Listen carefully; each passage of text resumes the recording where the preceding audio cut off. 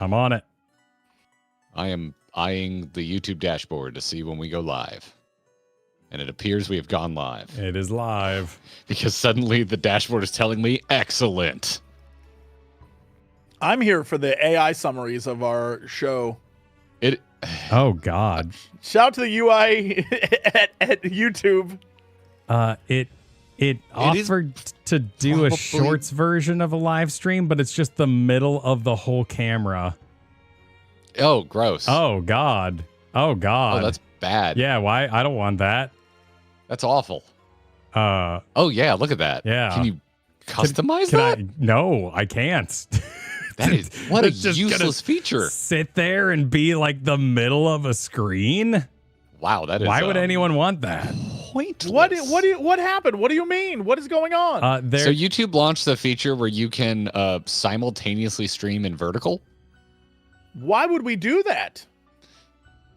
If it looked nice, it would be useful for shorts content, I guess. But this does not look nice. No, I guess you can full screen it and then it'll look like a normal thing. Oh, God. Oh, I can't turn it off while we're live. Oh, well. Yeah. That'll just live there cursed. You guys have phones, don't you? You can watch it on your phones. Yeah, you can watch it landscape on your phones. Yeah. You can watch There's it on nothing your phones. stopping you. Don't even worry about it. Y'all remember how much we cheered at that one clip of a Childish Gambino concert where he stepped off the stage, grabbed the person who was recording it with their phone, turned it widescreen, handed it back to them, gave them a thumbs up, got back on stage and started performing, and how quickly that became like the most boomer thing in the world because the generation under Childish Gambino so rapidly just accepted people holding cameras the wrong way that vertical became the normal damn thing for watching anything on your phone. Does anyone remember that? No, I can't say. Calm down, old man. Geez. Okay, listen, Mr. I'm too old for this. Yeah, we get it. I don't know what you're talking about. Just because you're aware of things because you forced yourself to be for content. This isn't and like I'm aware of things because I watch that content. Thank you, by the way. This isn't a statement. I'm just about a lot of fixing a things thing. if it wasn't for you. Yeah. Like legitimately. There's not a lot of content out there I could call legitimately helpful. You are making legitimately helpful content. Thanks. I try. It's helping me. I understand things now. Gen Z still don't get them. They're still Gen Alpha. I track with you. Kids, I get you. Gen Z, okay. You're like a mythical beast. I don't understand why you exist. I don't understand what you think is funny or cool or exciting. I'm just confused by you. And I want to know more. I want to be connected to know with more. In an organic way. They're just millennials, but they watch vertical videos. Like, that's the only difference. The one thing I figured out is that there's Gen Z because they had that, like, they came online during the time period where the internet fractured and there was, like, places for everyone. So everything's kind of like inside joke humor and stuff and very online humor. And Gen Alpha, I think what ended up happening is all those fractures coagulated back together as people started buying up crap and things became more overall like a thing again. And so Gen Alpha is back on the like, oh, if it's popular in general culture, they're back on it. Even memes. Like they're doing 6-7, that's pop culture now. That's like in TV shows and shit. So like it checks with me. I'm like, okay, yeah. But Gen Z is just like, these are our funniest goofs. And I'm like, what am I watching, dude? It freaks me. I'm like, it's like another language. Are they the new Gen X then? Because Gen X was kind of that in-betweener 100%. generation. Yeah, they're Gen X. Yeah, kind of got skipped over. I bet Gen X actually appreciates Gen Z a whole lot more. Wouldn't Gen Z be the kids of Gen X? Should be, yeah. It depends on how early they had kids, but yeah, Gen Z should be Gen X. They should have Gen X parents. So yeah, I don't know. I feel for the Gen Zers because I constantly see headlines about how they're ruining things, and I'm like, they did the same shit to us. Don't worry. The boomers ruined it for all of us. We're good. Yeah, and listen, and also as someone who graduated into a recession, like. I have a lot of sympathy pains. I have a lot of sympathy pains for Gen Z. I don't look. I had nothing against. It's the humor that I'm like, what do you mean? Other than that, y'all, we're in the same boat together. I don't give a damn. But I'm trying to figure you out is the thing. I'm like, but why? And the answers are oblivious to me. But we all love a perfectly cut scream at the end of the day, you know? Yes. I know that much. Yes. But YouTube doesn't. YouTube doesn't like a cut Not screen. YouTube. Nope. Not a fan. They think the best way to frame this is dead center. Yep. That's what they think. Oh, wow, wait to scream. Yeah, okay, I see what you did there. I get the levels. I just thought you said screen. Oh, no, screen. I misunderstood you. No, but you don't watch half-hour best memes of the week, 1 million views. You know, that's my evening. That's what my algorithm feeds me. No, I have more time to dedicate to watching, so I watch shows. It's not a dig, by the way. It's just something you and I talk about a lot. By the way, speaking of shows, I just this morning watched the newest episode of Amazing Digital Circus. That show's great. It's such a good show. It's a good show. Yeah, I was telling Garrett about it last week. What is this? What is premise-wise, it is a computer animated show that kind of like harkens back to the shows, like computer animated shows of old, except it is very like I don't want to say scary, but like psychological horror. Oh, in the idea that it's a bunch of people trapped in a game. Oh, chill. And it does look like it's budget animated. The lighting is very good though compared to the shit each episode gets better and better when it comes to the animation because they actually have more and more money. But like, cool. Yo, it is genuinely one of those things where this episode they did today, I was like Googling stuff. Like, what is that? Hold on, I know what that is. Like, I was doing a thing. I was having a moment of like, yo, I'm deep diving this. So it's great. That's sick. They're very good at like the hide a shit in the background. So you're like, what's that? And then like 5 episodes later, you're like, oh, that was a thing the whole time. It's very lore heavy. Yes. And there's if you dig like the way they do Final Fantasy storytelling sometimes, where it's like, we introduced this thing 2 expansions ago, and now it's actually playing a role. That's pretty much what this show does. Where they'll drop a name, or have a thing, or a weird flash of something, or like a trippy moment, and then 2 episodes later, they'll be like, oh yeah, no, that was that character. And you're like, whoa!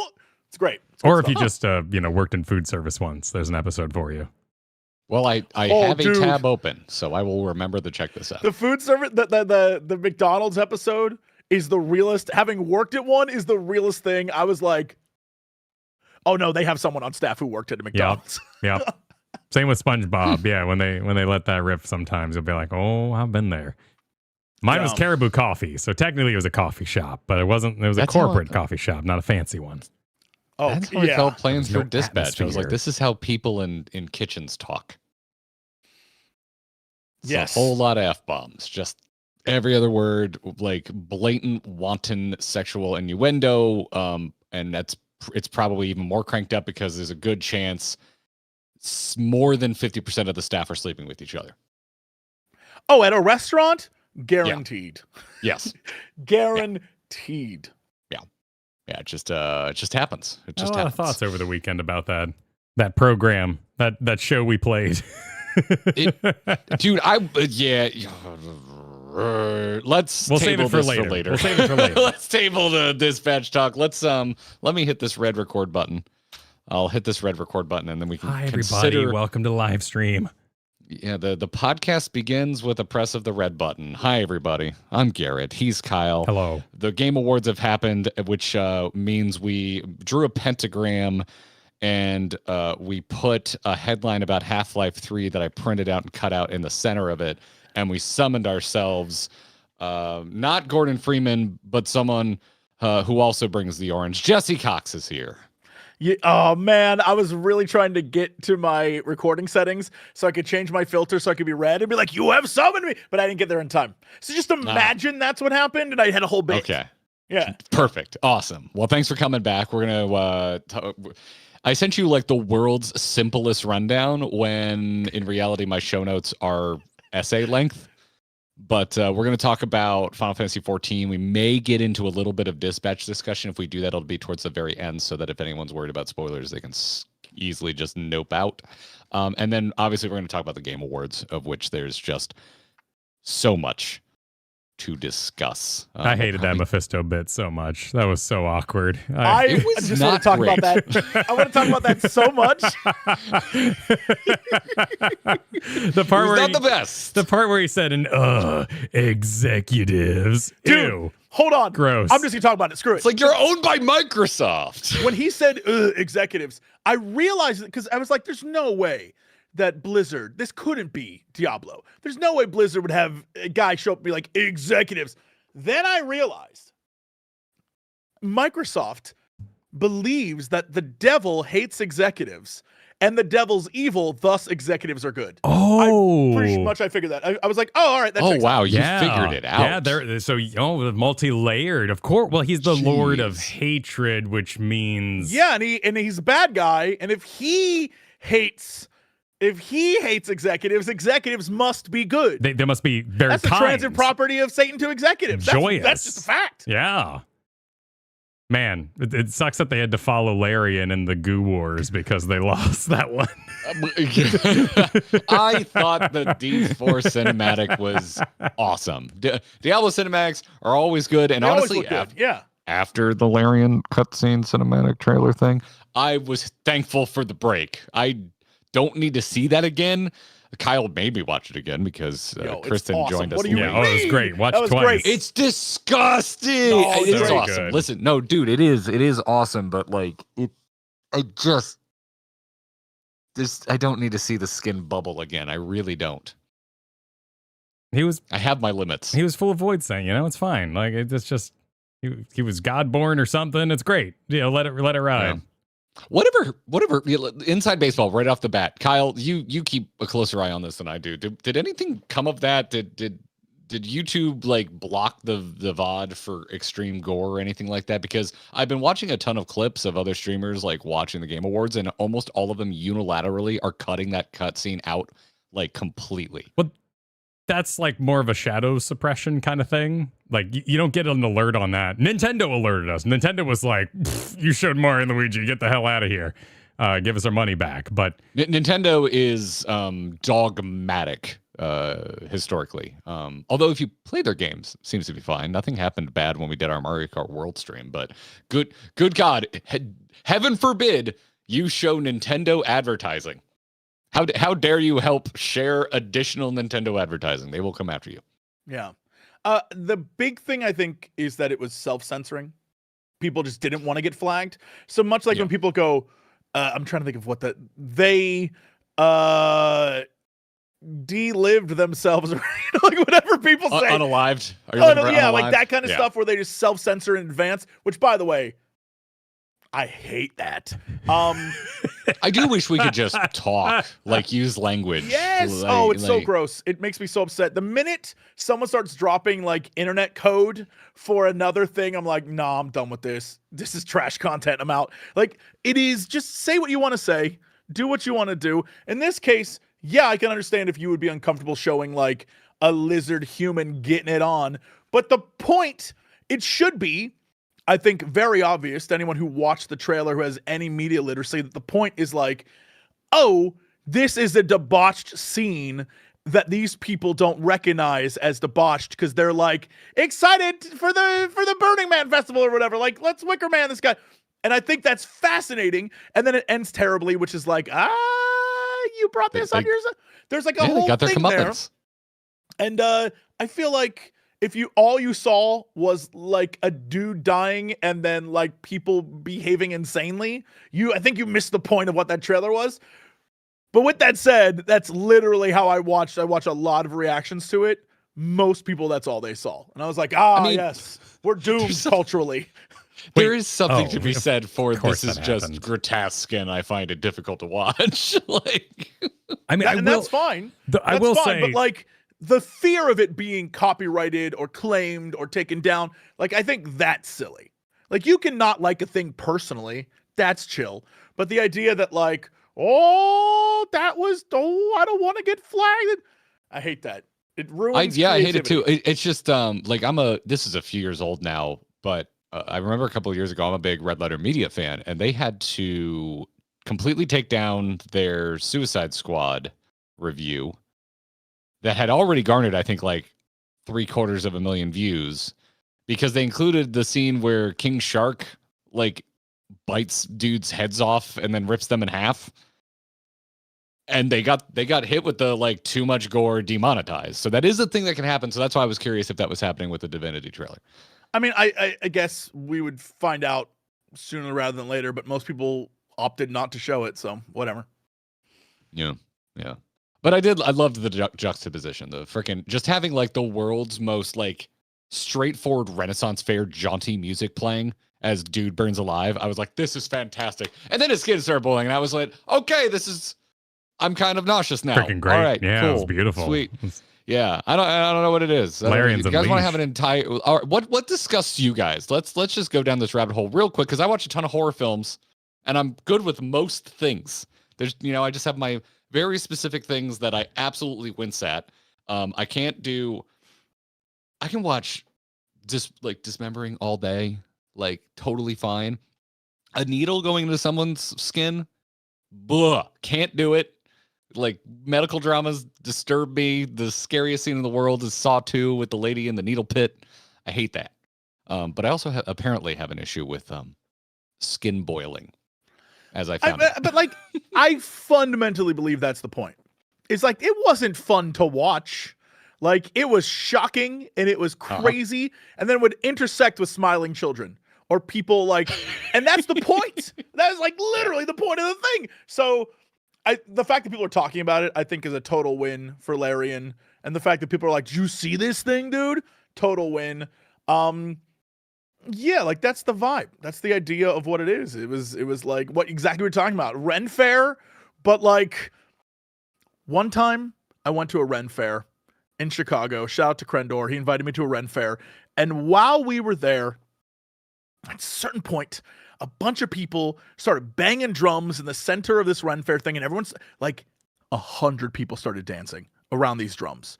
And it hit me really quickly like, yo, if this turned dark, it would get dark. You know what I mean? Like, human beings as a group are crazy. I was watching it like, dude, this is amazing, but also supremely scary. And that's the same vibe I got from this. If I was at that Ren Fair and suddenly they just set a dude on fire, I don't think those people would have stopped dancing.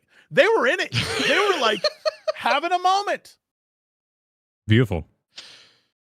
Chat's answer appears to be anything with eyeballs. I have seen like 7 people be like, "Ooh, can't." It do happens eyeballs. pretty often is the thing. Like if that's your fear, and it's a pretty casual one at that, I think your chances of witnessing it in media are dramatically higher because it's like a safe fear because you got 2 of them. God saw fit to bless me with a spare. Yeah. So like if I lose one, whatever. It's all good. Yeah, it's all good. It's all you good. Get an eye patch and you can be a pirate, and that's cool. It was a sick presentation. I really enjoyed the Game Awards. I thought I think my biggest complaint is really that if I was in Sandfall's shoes, I would have been embarrassed by the end of the night, and that made me kind of squeamish. Like that would like having to go up on stage again in front of everybody. But then I saw a lead dude smiling with that final Game of the Year award in his hands, and him thanking YouTubers for making guides, and all that melted from my soul. Completely like they did a good went out to him. I like that they sent up different people almost every time too. That was nice. And it made sense for some of the more specific awards like music to obviously send up the musicians. But it's the most interesting thing about it was the fact that in the past we've had major game companies win. We've had companies like Larian won, but they have a history of games. It wasn't like their first game. It wasn't like this crazy indie startup. This was both an indie game, and even though there's some pedigree in the company, there's nothing else from the company. And then so they were across all the categories. Indie game, first game, they were up to win all of those. So watching them just steamroll across the entire awards show is fascinating because I don't think that's happened in the past. Like there have been games that have won a lot of awards, but like almost every damn award they're up for, even in the indie and then in the like art, and fascinating. I don't think we'll see that again. No, I fully expect there to be like protections put in place in terms of spacing out the nominee. I mean, you can't. I'm not sure the process. Is the nominees come from the judges who are then voting? Do they pull? So there's the process is like the nominees are all the games exist. The judge, like, I'm trying to think of what they like. I don't want to say it's a council, but like a bunch of game journalists and stuff are all on this sort of board, and then they all vote for the nominees. And then what ends up happening is it's like, okay, 90% of the vote is from a committee, 10% is from online voting from fans, roughly, except for the categories that's like, it's the crazy online only part where Wuthering, or as Jeff says, Wuthering Waves, my favorite original. Player's choice. Yeah. And so it's kind of like a, industry insiders vote, really. So they knew it was going to happen, and they chose to let it happen. And then on top of it, made the very first performance also Claire Obscure. And I was there. I was there in my, in my red cap and my scarf, cheering for the sweep. And I found myself going, oh no, I think this might be so big it'll drive people away from Claire Obscure, which ended up not being the case from what I saw. Over the course of the weekend, I saw so many streamers. There's the usual internet detractors who were like, it's a travesty. It's like, okay, all right. But it seemed like the majority of streamers were saying, I have to play this. I put it away. I ignored it. It's too much. I must stream this. And all their videos were titled, so I finally played the masterpiece. So, they're in. It's all good. I saw more of that as well. I mean, I also kicked the hornet's nest and got a bunch of big haters in my replies, but that was my fault. I'd say the public stuff I saw was very much like what you're saying, Kyle. A lot of people being like, okay, I'm going to finally try it. Also, like, I don't know. It's just, to me, it was just feel good if you weren't worried about the randos, because it's just like the damn Expedition 33 devs like shouted out Sakaguchi in their acceptance speech, and then like the official Final Fantasy account is giving Expedition 33 pats on the back on social media for winning. It was just like everyone seemed to be having a good time with it, like within the video game industry. Yeah, I think there's a lot of like I don't know, like sour grapes or whatever. Like the idea of there were a lot of good games and they just kind of swept everything. But I guess that's only if you care about awards. You know what I mean? Like, yeah, if your game sold well and did well, like, go make another game and have fun. You did great. Congratulations. Like, I don't know. Like games like Blueprints, I feel like should have won something. But yes, thank you. That was the one I was really pulling for. And that sucks on like an award level, but it took everyone's mind off reality for a good 2 months. They nailed it. In the early 2025 world, they were there for like that game rocks. So I don't know. It's whether you care about awards or not. And obviously in the game space, people do, because it's, validation. Achievement hunting and all that. Yeah. Yeah. I don't know. To me, it's fun. I think the show itself is getting a little better every year. I'm trying to think, what awards did they skip over? Any awards and not let people talk? Because that was a lot more common in previous years. I feel like someone got to say something for every award, even the ones that were particularly short on the side stage. They sped through quite a few, like esports players I know were back to back, and they just went through straight those. Oh, and yeah. There's a couple others I was surprised that were in the pre-show. They were more minor awards, but still somebody would be celebrating. Oh, did the oh man, they had what was there was one award they did in the pre-show that was shocked was in the pre-show, and I can't remember what it was now. But yeah, they rattled off awards. And I think that's also why they allowed during that one moment where one of the award winners was like, "Oh, I'd also like to say something," and they cut the music and let them speak. I think having the time built in there was great. Also, Jennifer English did not give a 45-minute acceptance speech like others have in the past. That is true. Jennifer was like, "Thank you, this is great. Peace." Her acceptance speech was a class act. It was beautiful. Yes, yeah, so good. Mm. Because they did like the best mobile game on the side stage, and they had a rep from Uma Musume, and they did get to talk. I mean, it wasn't a long speech by any means, but they were there. And the same thing happened for Mario Kart winning best family game. They had Doug Bowser say a few words. Looks like So best esports game, best mobile game got sped through. I wonder if those side games were told in advance. Because I know, having been there, the people that come up on stage, they don't tell them. Everyone thinks they're going to win, right? But the ones on the side, when those people showed up, because they don't flash people, you didn't have to be there. And so they come up, they say a thing really quickly and leave. I wonder if it's like, write down a thing, say it up there, and then we'll give you the time to... Because if they weren't aware, why would they be standing off the side? You know what I mean? Yeah, he was right there. At Last of Us, I think, won, didn't it? And immediately the recipient arrived. Uma Musume won, and he was right there. Mario Kart won, and Doug Bowser was right there. That's good. They did a few of those. That's production. But that's what gave me the impression. I'm like, I think for the ones that they were even really short on, they had some people talk. But you're right, they did skip over some. But some of them, best streamer, we're very aware Moist Critical wasn't there because his on-stream reaction has gone viral. Yeah. His reaction was did either phenomenal. of you see that? It was very funny. Of just being like, "Thanks, I'm so happy this happened. Please, anyone but me. Please leave me alone."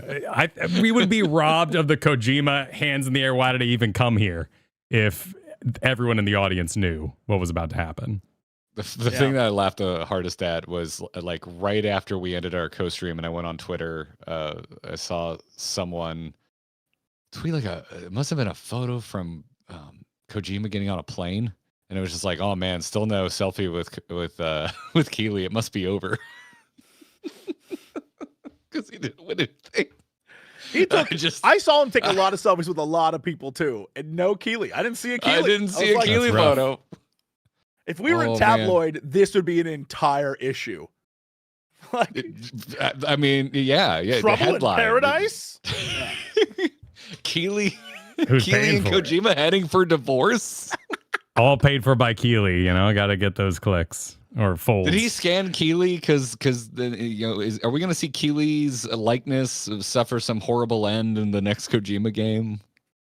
Isn't the next one that crazy OD game? Yes, it should be. It's the only one we've seen anything of. He has also announced his next tactical espionage game, but all that has been shown of that as a spot illustration, like cover art. So yeah, OD should be the next one, and that's they're developing that in partnership with Microsoft. So I think it's going to be and it feels like it's going to be more movie than actual walk around, do a thing. I have no idea what it's going to be. I think most Kojima haters would tell you that's just a Kojima game, but I mean, for reals, these guys, come on. Yeah. Internet, you know what I mean. Yeah. It looks so spooky. I'm very excited for it. I like Kojima well enough, but I didn't grow up. I didn't own an MGS game until 5. So I was very late coming. I played a little bit here and there, but my issue was just the name. OD looks cool. Death Stranding, I don't know, on the beach. Frick it. I hate it. We're on the beach, sure. Get it out of here. It's better than what's the Tomb Raider Catalyst? Yeah, Catalyst I'll is take pretty Death great. Stranding 2 on the beach over Tomb Raider Catalyst. Wicked for good, for good, whatever. We're done. I'm so sick of this. Good. For good, it's a charity event. No one cares. It's fine. Whatever. Wicked. We did it again. Yeah, I guess. Stick around for the final song. It's good. We're fine. I look forward to Jurassic World. Sure. Why not? Actually, I don't. In the grand scheme of stinker names, I don't feel like there were too many this year. But there was a couple. No, there was. Yeah. It's an assault of senses every year. You're barely recovered from the previous trailer, and now you're suddenly watching, a cat battle a dog, but they're both humanoid, and you're just like, I can't absorb this right now. Yeah, I was thinking about it. I was talking about this with Katie because she was asking me about it because this is the first year she had any investment at all because she enjoyed Expedition 33. So she's not the most favorable person for being on stream, so she didn't join us. But she was just like asking me about like the history of the awards and like what I remember from others, and I'm like, I really don't remember much about most game awards. The shit I remember the most are like Ben Starr memes. Like Ben Starr in the crowd is the shit I remember the most. It's over all really memes. Anything else. Like I don't really remember like what got revealed at the Game Awards, and I think it's gotten worse. And I'm not complaining. I like the Summer Games Fest enough, but it all just morphing together into an Evangelion goo in my mind has just gotten so much worse since the Summer Games Fest has started, because it's both are Jeff Keighley, both are produced in a very similar way, and both are just like this absolute assault of announcements just beamed into your eyes. It's supreme content. It is like the highest form of content. It's not really a show, but it is. Yeah, most of the things you remember, be it Ben getting flashbanged or whatever, one brings shadow, one brings the light, Ben was doing this time. But also even in the past, it was like the Schick Hydro Turbo Man or whatever the hell that guy was. The literal walking razor guy, that was a meme. The like even further back when the Game Awards was like the Spike TV version, and it was Joel McHale just crapping on gamers. Like the things that stick with you aren't all the trailers and stuff. Wow, I forgot about that. Yeah. Yeah, like all of that is a different vibe, and it's fun little things you pick up on it. But I think the reason people pick up on it is exactly what you're saying, is like the show is just a mash of flashing images that you sit there and react to, and then you walk away from like, wow, I'm so excited for those games that came out. And you don't even care about the award show. You're just like, whoa, those games? I'm really excited for 2026. Like, it's just a hype reel. This is the first year that like I really remember. I remember the Larian speech because it's one of the greatest speeches given in the history of any game, anything. That's kind of it. This year I'm really remembering the awards, I think mostly because Expedition 33 won so many. It's easy to remember. Yeah. Yeah. You don't need to figure out who won what. Multiple speeches were really touching. Like, I'm going to remember Jennifer English's speech. I'm going to remember Testard's speech. I'm going to remember that closing speech. Like, in fact, I'm frankly surprised they even used the final speech to promote the Shadow Drop, because that was in there, and I had to remind myself, oh yeah, that was part of that, because I'm thinking about the more personable parts of the speech than the promotion. So I'm like legitimately surprised they even did that. But yeah, so in that way, I'm like, it is feeling more like an award show, although it's still this kind of fast-paced race through the whole thing where you're just constantly being assaulted by things. So it's getting better, I think. Every year I watch, I'm like, cool. They're doing a better job each time in terms of it focusing a little more on the reason maybe it's not the reason you turned it on, but it's literally called the Game Award. So it is feeling a little more like an award show. You are on an island by yourself. Even though I want to be with you, I see the tide. I see where things are going. Every person I talk to, and I'm like, yo, the awards were great this year. I loved it. It was so good. And they're like, don't care. Glad we got the trailers we got. Like, nobody cares about the actual awards. Brutal. It's just every person I talked to is like, no, I was there for the trailers, dude. I could care less about the awards. And it's obvious Jeff picked up on that because they rattled off so many awards on the side stage. The fact that they were like, yeah, we'll do a bunch even before the show starts. Like, okay. Yeah. Most people care about the like spectacle, not the actual awards. That's why it has the viewership that it has. It wouldn't have the viewership that it has if it was just a straightforward bog standard award show a la the Grammys. It's definitely much more MTV award show style, which I still enjoy. I enjoyed MTV's awards when I was a kid, and when I remember that they still exist, I still enjoy them now. Yeah, and it's fascinating because I think it's still the glitz. Like when you think of old award shows, like the Emmys or the Golden Globe, it was always about the glitz and glamour of Hollywood.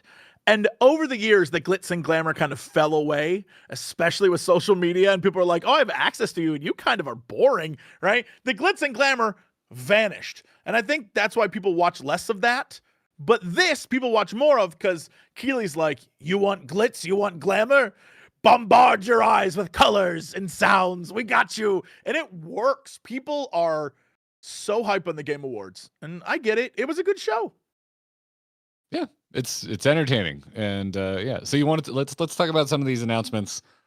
Starting with one we won't see until we're in a retirement home. Star Wars: Fate of the Old Republic. That got announced. Yo, I was Go for it. I did so much internet sleuthing about this because I'm like, where the absolute shit did this come from? And the answer is June. It appears this studio is like barely 6 months old. Barely. They pumped out a cinematic. You know what? Never mind. That cinematic didn't feature actually a lot. No, it didn't. Walking and really nice close up on a sweaty face as the lightsaber gets ignited. It had the music. At the minute I heard the like, dun, I was like, Star Wars. It's Star Wars. Like the minute there's one musical note, like that's John Williams, dude. I know exactly what that is. Yeah, that was exciting as hell. With that said, I know that Garrett's a big Star Wars fan, but Kyle, did you feel anything? Or did you care at all? There was a Kyle's moment. A huge KOTOR fan. Yes. So there was a moment where the camera was a bit more up tactical as they were like walking towards the cave door thing. And that made me go, tactic. And then they're like, ARPG. And I went, oh, well, you know, which that could mean so many can things. mean Diablo, but usually doesn't mean Diablo. Nah, it's just KOTOR. Yeah. Nah, it's just KOTOR. And it's fine if we're doing another, what was his WB face game? WB face? Yeah, he had WB face. You know, he's a handsome guy, but he looks like a normal human. What was the... Oh, you talking about Jedi Fallen Order? Yeah, Jedi Fallen Order. Yeah, that was fun. That was fine. Oh, that's from Respawn. You said my man had WB face? He's got WB face. That's one of the funniest things I've ever heard. That's one of the funniest things I've ever heard. He's a pretty guy, hilarious. And he looks like a human. You know, like he doesn't have that. Kestis has WB face. That is hilarious. You're right though, because Cameron Monaghan is a TV actor who is a little too pretty. Like he looks like a walking Instagram filter. That's a beautiful man. Yeah. He wasn't on Riverdale, but he looks like he should have been. Because everyone on Riverdale, the entire cast, they do not look like real people. So they will never be in a movie because they don't quite have like. I don't know. I feel like movie stars is just they got like one trait that makes them like relatable, but TV stars, they just look like a Pinterest post. Like they're too pretty. Which is fine. Bring that on. That's so funny. Cameron is a cool ass dude. So like this is knowing that next time I see him, I really like him. I'm a big Shameless fan. So I'm gonna bring this up and be like, it's been discussed you have WB face. I promise you, he'll be like, yeah. We do mean it as a compliment. We literally mean you are too attractive. You're a beautiful man is what we're saying. Of course you're famous. Slightly elven. You had no other recourse. Otherworldly, WB face. And and exploring the Old Republic, fine. There's a lot of content there. I mean, obviously, I would have been way more stoked if it was a yellow lightsaber because I'd be like, Bastila, holy shit! Oh my god, we're doing it. Shepard's back in the booth. I thought it was at first, but then I was like, maybe not. And the robot was a little too like modern security rather than like HK-47 kind of mode looking. The second the little jets went, you're like, oh, Star Wars. I'm curious how much they can make it like an actual sequel because they're calling it a spiritual successor. And obviously it ends with the Old Republic, but it's not BioWare that's making it. So I'm just like, is Disney stepping in and being like, yeah, we don't care. Someone needs to make this and we don't trust you, BioWare. Which one is still canonical? Is KOTOR still canonical or is SWOTOR still canonical? Technically, I believe all of the Old Republic stuff is in this morass gray area where it gets touched on in new canon, but has never been explicitly canonized beyond the shadow of a doubt. Yeah, I mean, they talk about like the Star Forge and all that. I'm really curious because Fate of the Old Republic is so vague that this could be, because if they're still going off of like the old KOTOR and SWTOR stuff like that, I wonder if this is after SWTOR, and this is kind of like, because either Fate could be the story we're going to tell you is what happened to the Old Republic, or the story we're going to tell you is after the Old Republic collapses and something else takes its place, and this is that time period in between. Because we're still so far out that none of this plays any role in anything happening in Star Wars. This is all like 10,000 years ago nonsense, so they can do whatever they want. I'm here for it. Yeah. I know Revan was canonized, but it's extremely minimal. Like there's like a reference to Revan in a new piece of officially canonized Star Wars media, but that's kind of it. I have been beating the drum of everybody thinks they want Revan, but they actually don't forever, because it's literally in a choose your own adventure style game, so no one's going to be happy with what they do with Revan. Same thing with Starkiller. I think everyone loved the concept of Starkiller until, like, if you put a dude who can pull Star Destroyers from the sky in your universe, you've ruined your universe. Like, it's cool, but also that guy's overpowered. Like, you can't do that. Don't do that. Not want Starkiller in Star Wars. I cannot express how much I don't want Starkiller. And there's all these rumors that he's going to show up in the new season of Ahsoka. So I'm like, cool. We're just gonna...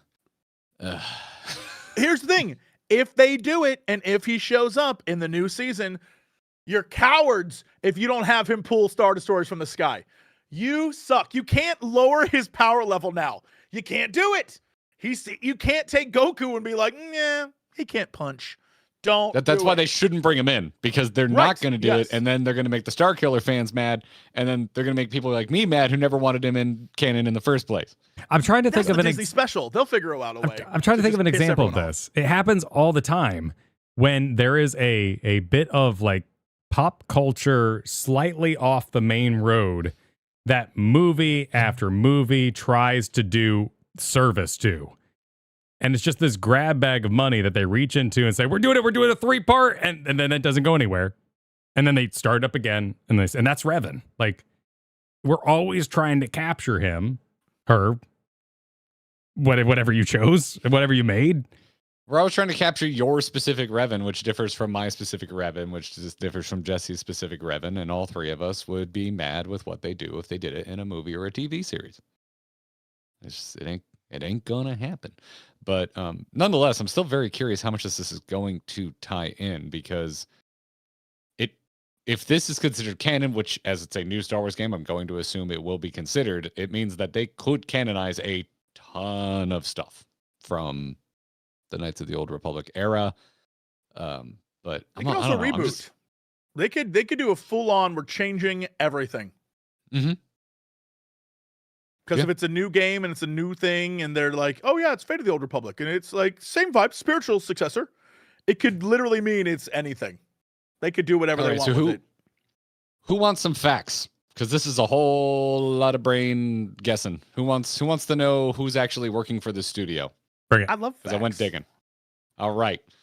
So this was touted as new spiritual successor to KOTOR from Casey Hudson. If you don't know who that is, Casey Hudson was the director of the original KOTOR and the original Mass Effect trilogy. Tons of OG BioWare, fan favorite era of BioWare credits to Casey Hudson's name. Went into a manager role during the time of Anthem, and like the subsequent like slight upresing of Mass Effect for the Legendary Edition. Left the company in 2014, went to Microsoft, went back to BioWare in 2017, left again in 2020. When founded his own studio in 2021 called Humanoid Origin. Got some NetEase funding, and then that they never released anything. It went under a few years later. And so this appears to be, from all the sleuthing I can do on LinkedIn, heavy reporting. This appears to be just another new studio, because Casey Hudson is the CEO of this studio. It's called Archanaut Studios, and their leadership appears to be the exact same leadership from that folded Humanoid Origin studio. The CFO, Chris Bain, was the CFO at Humanoid Origin. The COO, Cordy Rearson, was also there. Oh wait, no, that was one of the. No, was it Humanoid, but didn't work at BioWare previously. That's where Cordy Rearson kind of differs. And the CTO was also at Humanoid Origin as well. Most of these folks also spent a ton of time at BioWare. Ryan Hoyle, the CTO, was at BioWare for 22 years. I have so many questions about who's funding this. Like, where's the money coming from to make this game? But also, I have many questions That I about, couldn't like, tell you. while all the team have great pedigree, everything I know about how BioWare operated also makes me a little worried about this game being done anytime remotely soon. Because it's like Yeah. the BioWare magic, which was translated to we finish it like a week before it's supposed to launch. And so I don't know. I mean, that was the problem with Anthem. As everyone reported when that finally came out and all the articles and videos and stuff, they literally just thought it would come together. And it didn't. And I think Hudson, I believe, was on Anthem. So I don't know. Like, my hopes are high. But I'm also like, I don't know. So I really want it to be a good game. But yeah, I don't know. I have no idea. The biggest shame of Anthem was that Jack McBrayer, Ken from 30 Rock, was the barkeep that you were going to be interacting with for quests. And what a waste. Who from 30 Rock? Kenneth? I missed out on like the goofiest bartender in the history of bartenders. The tall, thin guy who gets water, oh, hi, Mr. So-and-so, and all, water boy adjacent, if you will. Oh, gotcha. Yeah. His name's not Ken, but I can't think of his name. Is it Kenneth? Kenneth Parcel. Yeah, Kenneth. Yeah, from 30 Rock. Oh, okay. Who may or may not be a creature that lives through space and time. My favorite subplot in the entire show. It's one of the funniest things. When he like screams to the heavens, he's like, "They've done no wrong, Jacob." It's hilarious, and I never think it's not funny. Yeah. And then the other like kind of sub story coming out of this is just concern about when the hell it is going to release, because if the studio hasn't even been around for a year, it means like how far along could this even be? I'm also personally skeptical of Star Wars games even seeing the light of day. They couldn't even get that damn remake of KOTOR out. Yeah, there was also issues with like the mobile version because of like Disney was just mad that the credits weren't done correctly, and so they pulled the plug on a mobile version of KOTOR that was like already done and playable. Because they used some assets from modders, and originally Disney had given them the okay, but when they credited modders as their like screen names, Disney was like, "Nope, we can't do this. We're gonna get in trouble. How dare you? Shut it down." So yeah, it's just wild. Veltus in Twitch chat saying Disney money. I think that's a really obvious like assumption, but just because it's Star Wars doesn't mean like all the money's coming from Disney. Usually funding comes from multiple places and in massive chunks. Well, so and that was don't really know. That was a big dismissal part of Baldur's Gate 3 was people said, well, they got that Wizards of the Coast money, and they're like, no, we paid. No, we didn't. We paid to get the license. Wizards of the Coast. Yeah. And now I think that was one of the weirder announcements is just the back-to-back Wizards of the Coast games. One of which was like a Mass Effect like. And then there was a... Oh, is that the Matthew McConaughey game? Yes. Okay, is that Matthew McConaughey? Because it sounds like Matthew McConaughey. Because in the previous, or maybe 2 years ago, the one that I went to, he was there. I was in line with him at the show waiting to get in, and he was like, "What?" Okay. It was, dude, the lot. So, hey, by the way, secret backdoor stuff. If you go there as the guest of someone who's up for an award, you don't go through the front. You go around through the parking garage, down through 8 levels of security, have to get a pin that says, "Oh, I'm someone important."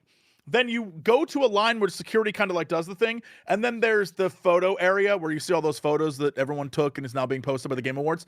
But like in that line, it was in front of me was the dev team from Zelda.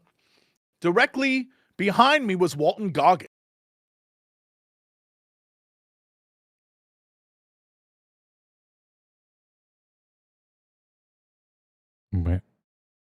Where'd the sound go? Oh, I think Discord's having a moment. Please hold.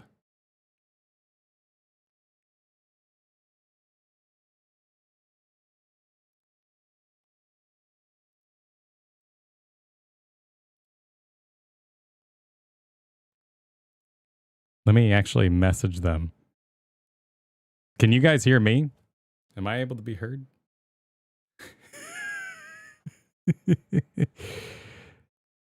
You guys can hear me.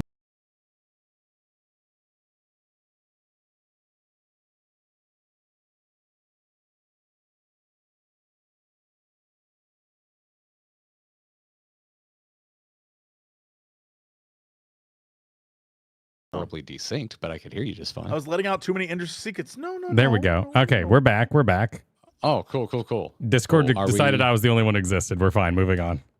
Oh, interesting. All right. Yeah, because we couldn't hear you, but I could hear Jesse and Jesse could hear me. It's weird. Yep. All right. We're back. I'm hitting. Sorry. So you were saying Walter Goggins is where we cut off. Oh, okay. How dare you call him Walter? Walton Goggins. Walton. Excuse me. So I'm in the line again. Zelda's in front of me. Ben's next to me. Directly behind me is Walton Goggins, who I had a conversation with. Chill ass dude. Love him. Directly behind him is Matt Mercer, and like he's freaking out over Zelda. And directly behind him is Matthew McConaughey. And what I was saying was we're all on the line and we're all stuck there for like 15 minutes. So we just start talking to each other.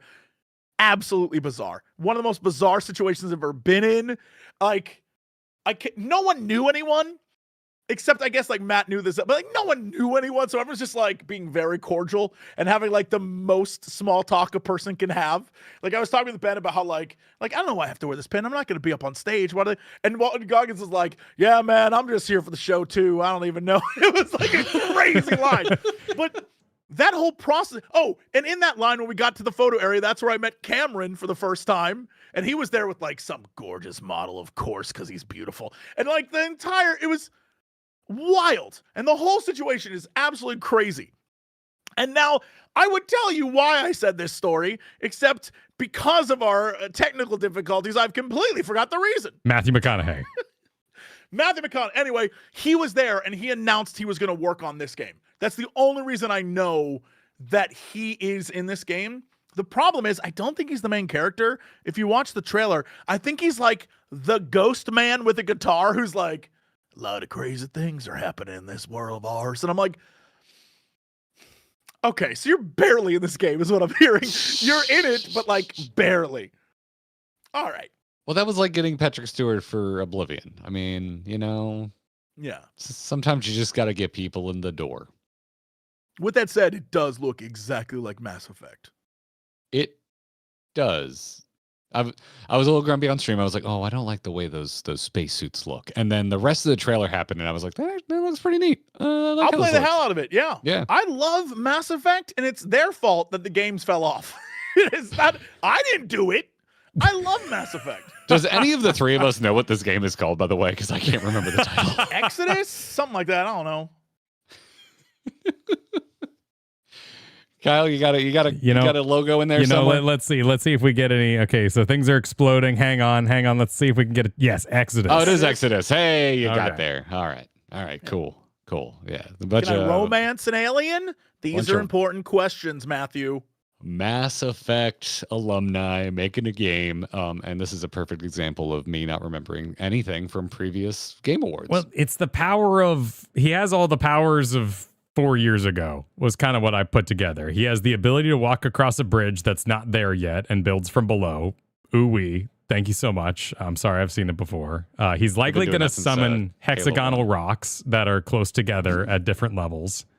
That'll probably happen. Do you think they had to sit McConaughey down and be like, all right, Matthew, so for the game of this nature, we'd like to do like a romance thing. How do you feel about green women? Okay, what about like really buff rock-like alien dudes? All right, and how do you think the romance scene with that? Like, all right, what about blue people? Would you be down for romance and blue people, Matthew? And Matthew's like, I don't know what any of this means, man. I'm going to get my Lincoln and get the hell out of here. This is weirder than when I did that Interstellar movie. Right? He's like, there were only humans in that movie. Or I was maybe all he's tripped really up into by it. the You don't time. know. He'd be like, "Man, I'm all about that tally. I can't wait to see who I can bang in this one." Chat's correct. He was probably all right with it. Well, and then they followed up with Warlock, which was a Dungeons and Dragons property, which outside of Baldur's Gate 3, I really can't think of a Wizards of the Coast touched product in the last No, yeah. ever. That was There was this one on like PlayStation 1 where it was like an auto battler. You were a planeswalker and you summoned, it was like Death's Head Buzzard. And like the 1/1 black buzzard would fly slowly at your enemy and they had to summon their own shit. That was all That's right. the What was that called? I think it was like Battle of the Planeswalkers or something. It's where I learned the word planeswalker, which my friend was like, you don't know what a planeswalker? They weren't even cards yet. It was just in the books that we were all planeswalkers. If you play Magic, you are a planeswalker. I learned recently they retconned all of that, so planeswalkers don't even matter anymore because everyone can move between planes now. I was like, oh, cool. All right, well. Wait, so normal, like, is there portals we walk Apparently through, there was or? some big event in the Magic world, and now anyone can kind of walk between planes. Oh, I was like, oh, all right. that sounds chaotic, but you know, I Are you guess. thinking of Duels? Yeah, Duel of the Planeswalkers. That was like the well-designed way to play Magic as a video game when all we had was MTGA. 2014, I love that one so much, but it was super Or limited. MTGO, sorry. Yeah, you had a pre-made deck, and then you could choose which of those pre-made cards went inside of it. That was solid, but like a Dark Alliance, those have had rough reviews forever. Well, that's why I came out of this because I'm going to be completely honest. I already completely forgot about this Warlock trailer. Like, I think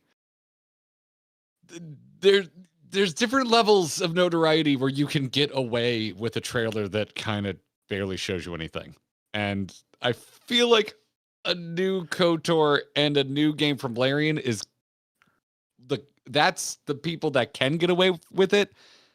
Like Wizards and Games Workshop cannot. There's too many not great products that involve anything from Wizards or anything from Games Workshop. But was that the trailer where they used Tool, by the way?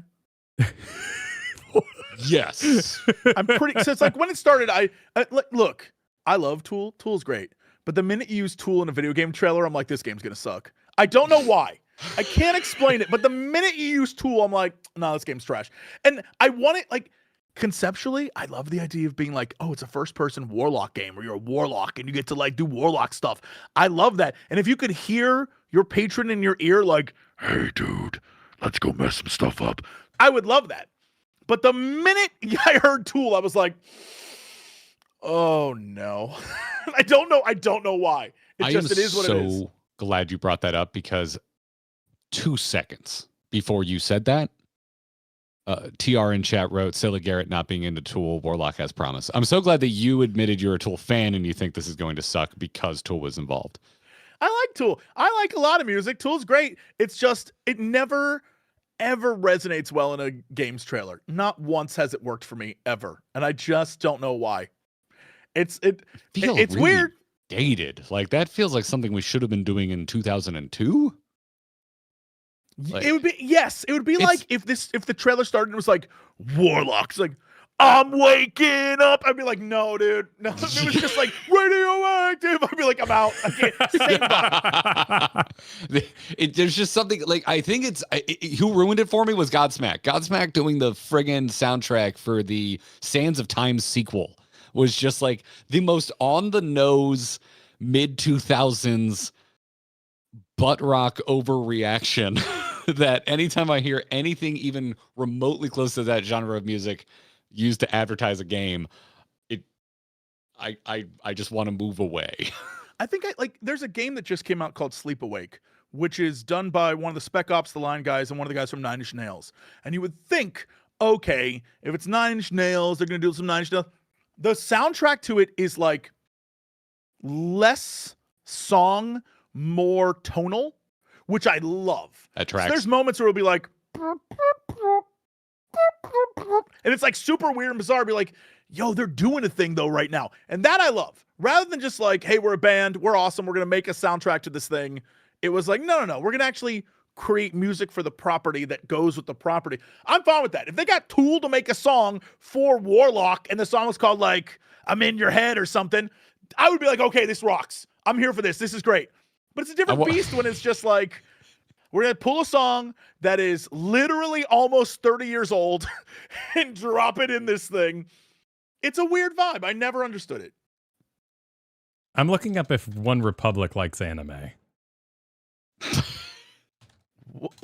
What? Well, that One Republic were at the Game Awards in a pre-done music video for some gacha game. They sang for Arknight's Enfield at the very, very end there. It was the one with the many different kinds of waifus flying around building a city. Actually, I don't think it even communicated that part of the RTS. It's the most advertised, to me personally, game in my algorithm. This thing wants my soul. And they also did a song for Kaiju number 8, which I love. So, well, are any of the waifus doing it for you? And for chat's purposes, can you describe the waifu that's doing it for you? I don't think I would city build in thigh highs. So it's kind of just a disconnect. Well, if you could just like spawn it in with technology, would you? Maybe. Because I play SimCity in my underwear all the time. Yeah, in your underwear, but your legs get cold, you know? So you slap on those thigh highs to make sure you stay fresh. I get you. Yeah, it doesn't look like... I know this isn't anime girls, but I must stress. It's almost embarrassing because I blurted it out so quickly. When they started doing the Tomb Raider trailers, you know how she was kind of in shadows? The first thing I said immediately was, I'd recognize those boobs anywhere. And it just came out of my mouth. It just, I was like, Jesse, you're not 14. Wait, but I was correct. I was like, that's Lara Croft, dude. Was this I know her. The remake one? I was like, I was a teenage boy once. I know what this is. The classic style one or the realistic one? Just for science. Well, doesn't matter. It doesn't matter. Laura looks the same in both of those. The color of the shirt is just different. Like they're definitely going back to the hot Lara Croft look. You would think, dude, I saw people on the internet who were like, she looks old, dude. Yeah, I was like, you're never happy. You're never happy. At this point, like, come on. Like, it's just Russian bots farming, like, 3 cents from a blue check. Like, absolutely, of course it's going to happen. Like, who gives a shit? Like, I was like, she looks great. That is, like, all you people complained about was like, Laura's not, I can't goon to this anymore. So they made an incredibly hot character, and you're like, too old for me. Like, you're a creep. You're the problem. Yeah. Like, it's not news at this point. Like, unhinged, lonely people are unhinged. Cool. Sure. Kojima's right, dude. It's not worth mentioning. Right. Don't. Yeah. How is Kojima right? Explain yourself. You haven't played the Death Stranding games. I'm going to give you a quick, not spoilery synopsis of what the two games are about. Game 1 thematically is we need to connect with people in order to survive as human beings. Human beings must connect. And it's like, if you think of it as like a digital age, the main character is like, I don't want to meet with people. I want to be alone. And the bad guy's like, I don't want to meet with people. I want to be alone. And it's clear one is like, I'll take that chance and connect. And the other one's like, no. Right? And that no, he turns out to be a giant piece of shit. Spoilers, just like real life. But the second game, Kojima asked the question, should we have made connections? Can now all the assholes talk to each other? And that's really funny to me because he's like, we might have screwed up. We gave the bullies the tools of the nerds. Yeah. I'm still confused about when Lara Croft wasn't hot. When did that happen? Well, never. There's never been a moment. All right. I was just gonna say conventional, like more traditionally hot, like more male gazy, more like bikini magazine cover styled versus because she's still. I think Lara Croft is pretty in the more modern games, but she's not like running around with freaking like eyeshadow on. You know, the reinterpreted version where they did the that trilogy up through what was it, Shadows. You know, she looked much more like a rough and tumble adventurer as opposed to someone that was going to be on the cover of like Sports Illustrated. Yeah, it's literally James Bond. Each Bond's different, but they're handsome in their own way, and everyone relates to them. Like, you have your favorite Bond, you can have your favorite Croft, but to be like, I hate it, she's so ugly. Like, you're stupid. This is why I like you. This is why I like you. You're you're still a degenerate, but you're fun and you call out the nonsense. Yeah, like I want to, I enjoy things. Why can't I enjoy things? But also, if you don't enjoy something, then don't be like, I'm not going to interact with this. Like, it's not that hard. It's so crazy. But some people love to be upset more than they love to just enjoy. And it's very obvious. To the ones where, because like somebody out there is definitely just like, there are folks out there who are simply just doing it for the response, for the rise. But I do legitimately think there's just people out there who like said something once and they got applause and they're like, oh shit, I'm just going to keep doing this because people keep clapping. Like, and that's spooky to me because like I hate thinking I could lose people to that. Okay. That's where I actually get concerned. I have no comment. I don't know anyone like that. I don't know anyone who will forgo their entire personality to become something completely different just for the sake of views and applause. I don't know anyone like that. This is a straw man argument. I don't know what you're referencing at all. I definitely don't know exactly what you're referencing. The real sin committed in this chat right now is I think Garrett was saying that Games Workshop's name means nothing and that the Total War Warhammer 40K wasn't hype as shit, which he's wrong about. That was awesome. No, that's not that. It was an example I was making because there's a lot of bad Games Workshop games. I was not making it. I want to be very clear. I was not making it as an example of what they showed here. What they showed here was what I want from a game trailer. They actually showed gameplay, and I thought it was great. I think it's worth noting that Games Workshop has a magical ability to say yes to so much that I don't even know. They like money. Yeah, well, it's not even like I don't even know what's a value anymore. So I'm not hurt when one of their games sucks.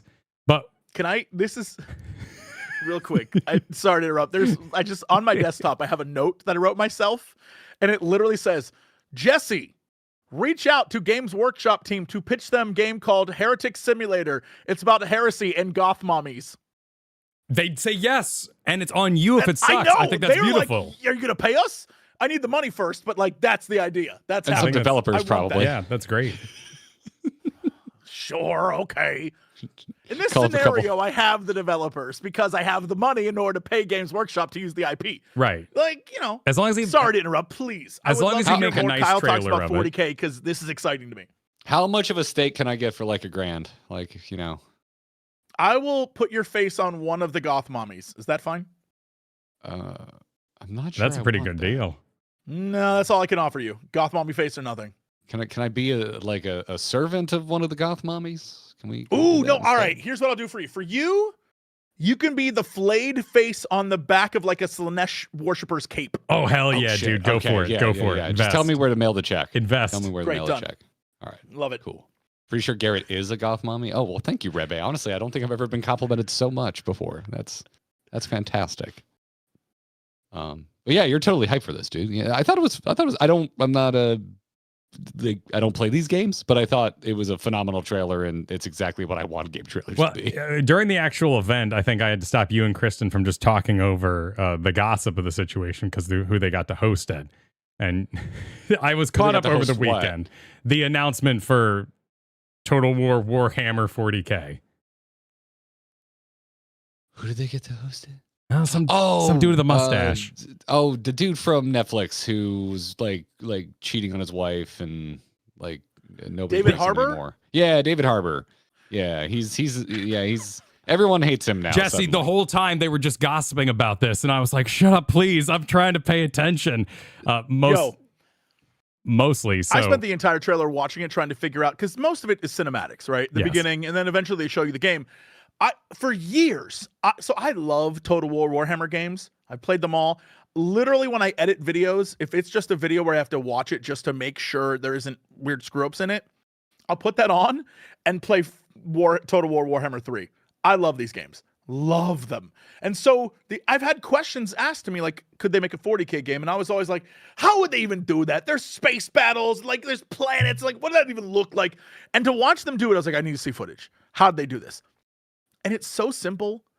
It makes perfect sense to me that the map. If you're playing Total War Warhammer 3, you'd have the map of the Warhammer world, and you'd have all the different continents and the cities and whatever. This is that, except zoom out, and the cities or battlefields are the planets, and the map is the galaxy.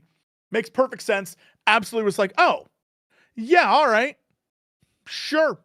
And all that close-up footage is just what happens when you zoom in normal Total War style. So I don't know why I didn't think of this. It makes perfect sense, and I'm very hype. Although there are no Skaven in space, which is upsetting. Well, that's been hinted forever, and everyone's always hoping it could happen. I'm aware. Like this at this point, I know how these games go. I was sad to see just orcs basically as my threats, but I know it's going to be a Christmas sale. I'll get the Tyranid for $15 in 3 years. It's fine, like I did with Vampire Coast and Tomb Lords or Kings. And they literally just released another DLC like 2 weeks ago that I just started playing. That is like, here's a bunch of new stuff to mess with. I'm like, okay, and then another one comes out in the spring. They pump out content to make money off that game like crazy. Yeah. So honestly, my favorite part is having like physical Warhammer stuff. I only collect or mess with like, you know, the various Chaos armies, because Chaos armies you can use in both normal Warhammer and 40K. And I'm like, that's a steal. I'm not spending money. Hell yeah. I'm trying to save cash. And so it's great for me because you can get a figure and it's like a big demon with a sword, but then the stand he's on, you can replace the knight with a space marine. And I'm like, this is perfect. This is the best thing I've ever.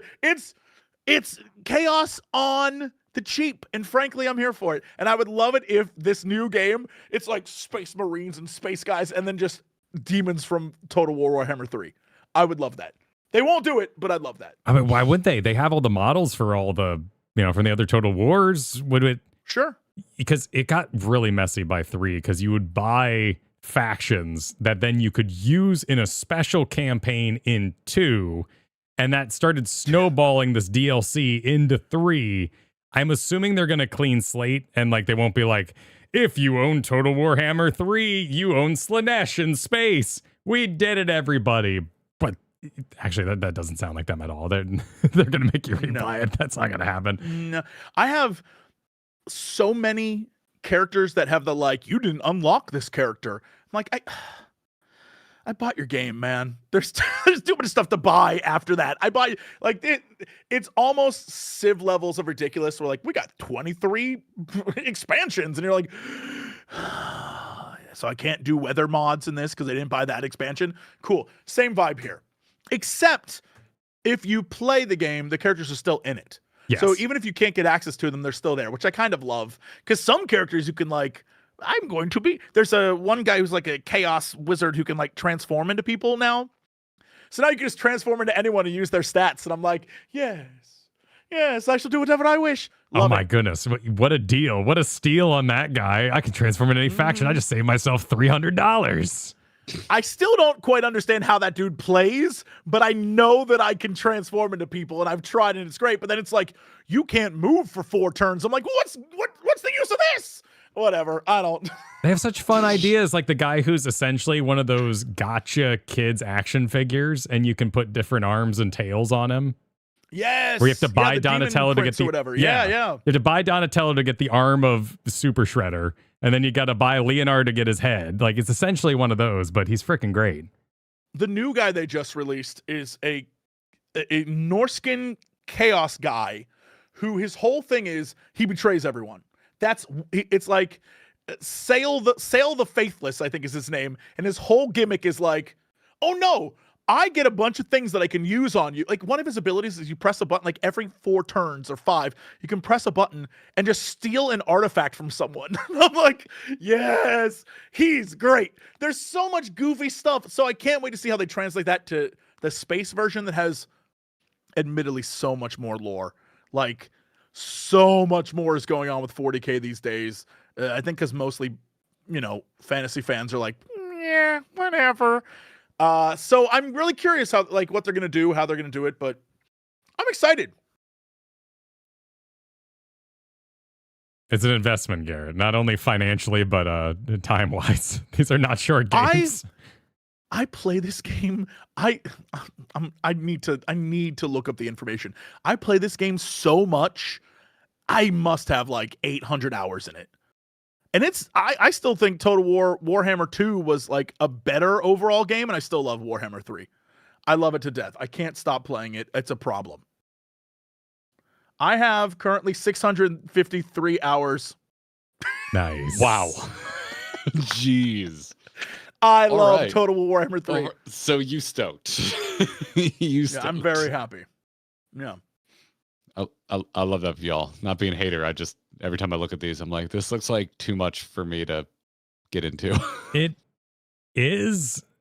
There's no A move. And if you're not familiar with RTS, that's just the ability to press A button and say attack anything between here and there, which is bothersome. So you play lizard folk and just make it nothing but a T-Rex army so that you're only controlling like 12 units instead of 3,000. But this is 40K. There is no lizard folk.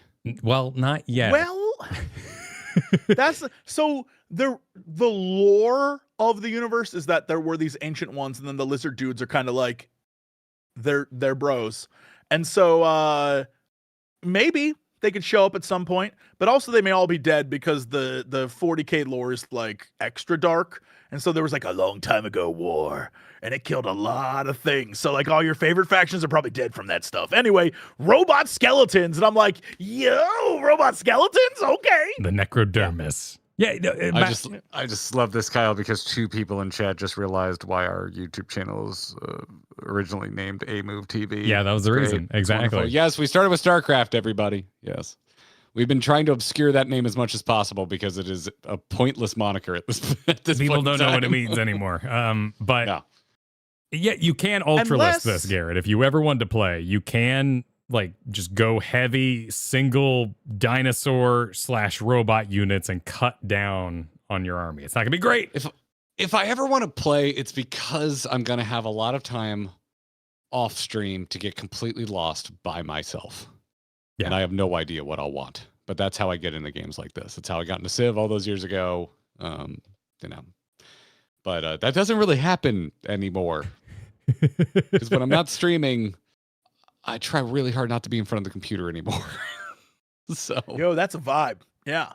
I still play a ton of video games, but I'm like all console these days. If I'm playing games and I'm not streaming, I want to be reclined, buried under chihuahuas on like playing on a big TV. So yeah. Off air PC gaming don't happen much anymore, which is why I am so sad to hear that Steam machine is delayed, because I really need a nice form factor PC for my living room. Oh yeah, because the RAM's too expensive. The RAM thing, yes. You can blame artificial intelligence for delaying Half-Life 3 because it hasn't ruined enough already. Speaking of AI, did you see the video that came out this past week? It was from like a news report, but they like uploaded a full ass video where it was in one of the Meta AI data centers, the people that live around it, it uses so much water they have no water pressure now. And the water pressure they do have is like, wow. Goop. And I was like, no one thought, I would never have thought that would be a thing, but it uses so much water to cool them that the people that live near the data center have no water now. And I was like, that's so messed up, dude. Certainly that has happened with like some sort of power plant in the past, I'm sure, but the fact that it's happening again with like new cutting edge technologies, that's just sad. Oh, if you want to get real sad, I read an article this guy wrote a few weeks ago where he was like, yeah, so everyone's asking me questions about AI and how AI will work, and they're talking about how, you know, it's going to put a lot of people out of the job, and I keep getting asked questions like, well, if no one has a job, how will they afford things that AI creates? And the guy was like, oh no, you don't understand. AI is going to create things that other companies with AI will need, and they'll just make an ecosystem of selling AI stuff to AI companies and just they won't even need us. And I was like, cool. Cool, yeah. Yeah. It's just, it's exhausting. There's plenty of use cases I'm legitimately interested in. There's a lot of use cases I didn't ask for, and I don't think most people ask for, and I don't know why we're chasing it. Like AI should exist to help. Yes, yeah, it should make it should make things more streamlined and easier, so you can spend more time being creative, not like be creative on your behalf, so you can go do the boring stuff. Like, I know there's a famous tweet I'm thinking of right now, but it was just like, I want AI to do the boring stuff so I can do art, not for AI to do the art so I can do the boring stuff. Like, yes, exactly. There's a lot of other company, so you don't, you're not one of those guys who's like, yes, but the boring things are what the people can do. For 20 cents an hour in my factory compound that they also live in. I don't understand that. Anyway, off to my island. Every other week, I feel like we get on AI bender.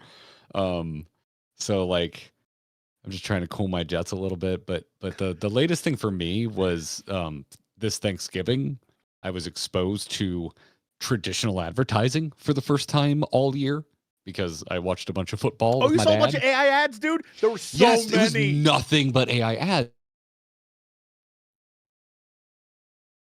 I'm like, oh, some of the tools in Photoshop actually do speed things up for me. And, I like up-res tools for when I do video work for clients because they usually send me potato cell phone footage, but they want a 4K video.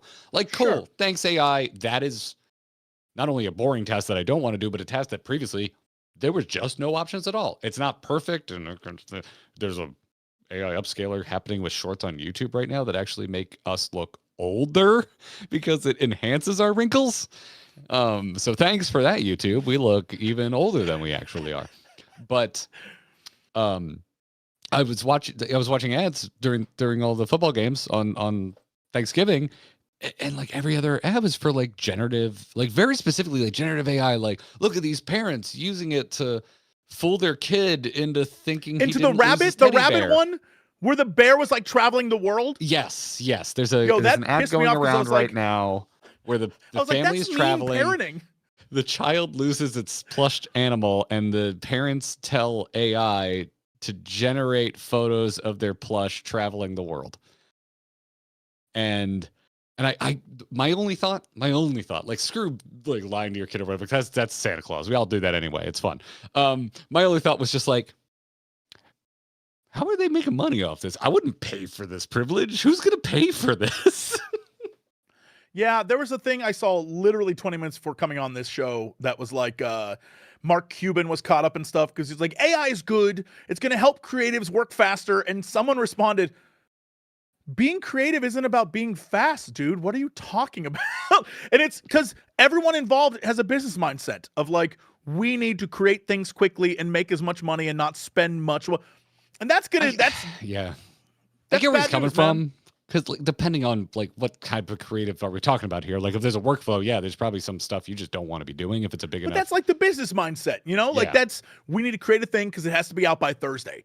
But like real creativity is like, I'm working on it and I'm going to figure this out in my own. Like it's a different beast entirely. And I think the idea of like AI can create for us is not the best way to go. Yeah.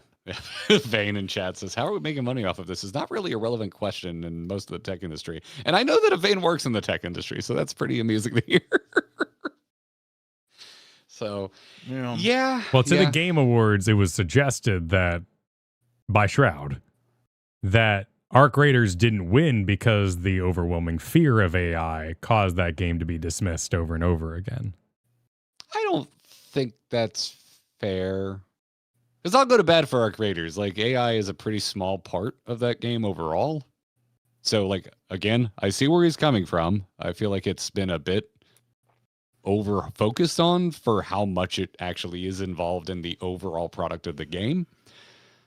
But, yeah, that dude was just like... There's, like... just going so hard against X-Men. There's an interesting way you can... like mess with AI. Like the creator of Dragon Quest was literally like, hey, I want to make a game.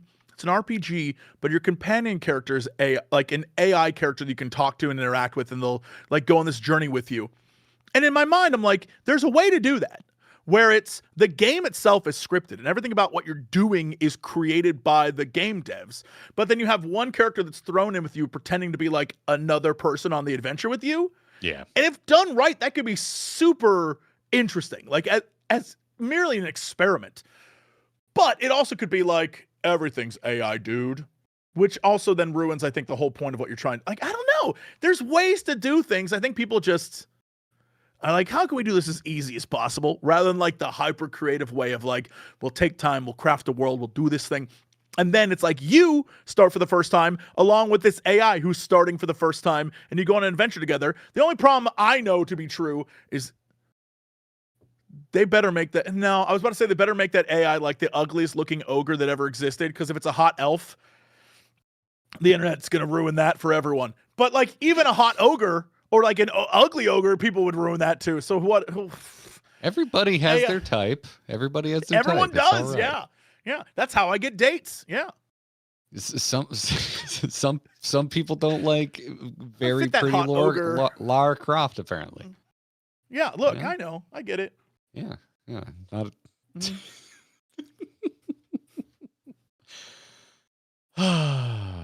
Hey, let's talk about something I think all three of us can agree on is exciting. Ace Combat 8 rocks. It is the greatest game, and I'm so excited, and I've never been happier. Is that what you want to talk about, Ace Combat 8? Because holy shit, dude. I saw that trailer, was like, yo, I'm ready. Ace Combat 8.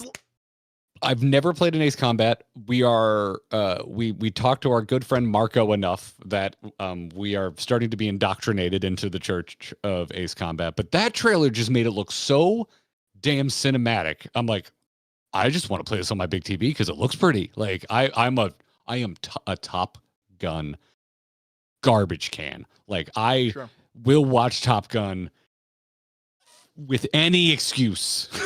Like I just love watching that movie and the sequel. I think it's so funny that everyone chats like, Jesse, you should talk to Marco. What do you think we talk about when we do talk? I love Ace Combat games. Ace Combat 5 is one of my favorite games of all time. It's phenomenal. It's such a good game. Ace Combat 0 also has the greatest spectacle ending of it.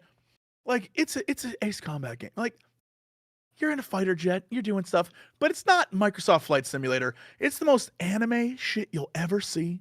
It's so Ridge cool. Racer for like fighter jet games. It's like arcade, right?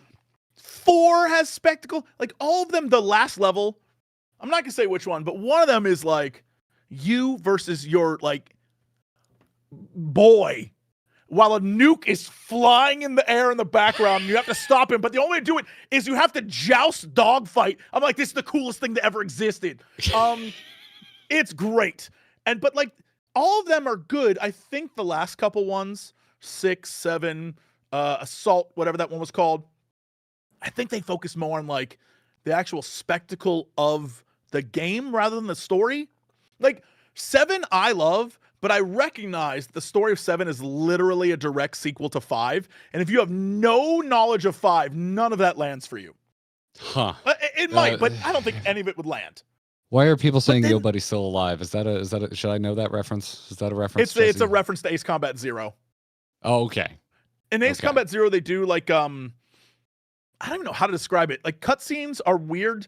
So in 5, it's like anime-ish, but in this one, they do cutscenes that look live action, but they're like kind of like half their faces like beyond the camera or whatever. So you see their mouth, and it's like, "Hey, buddy," or you know, it's like interviews, and it's interviews with people after the events happened, and it's reflecting back on like it's a documentary of the survivors of the incident, reflecting back on what happened.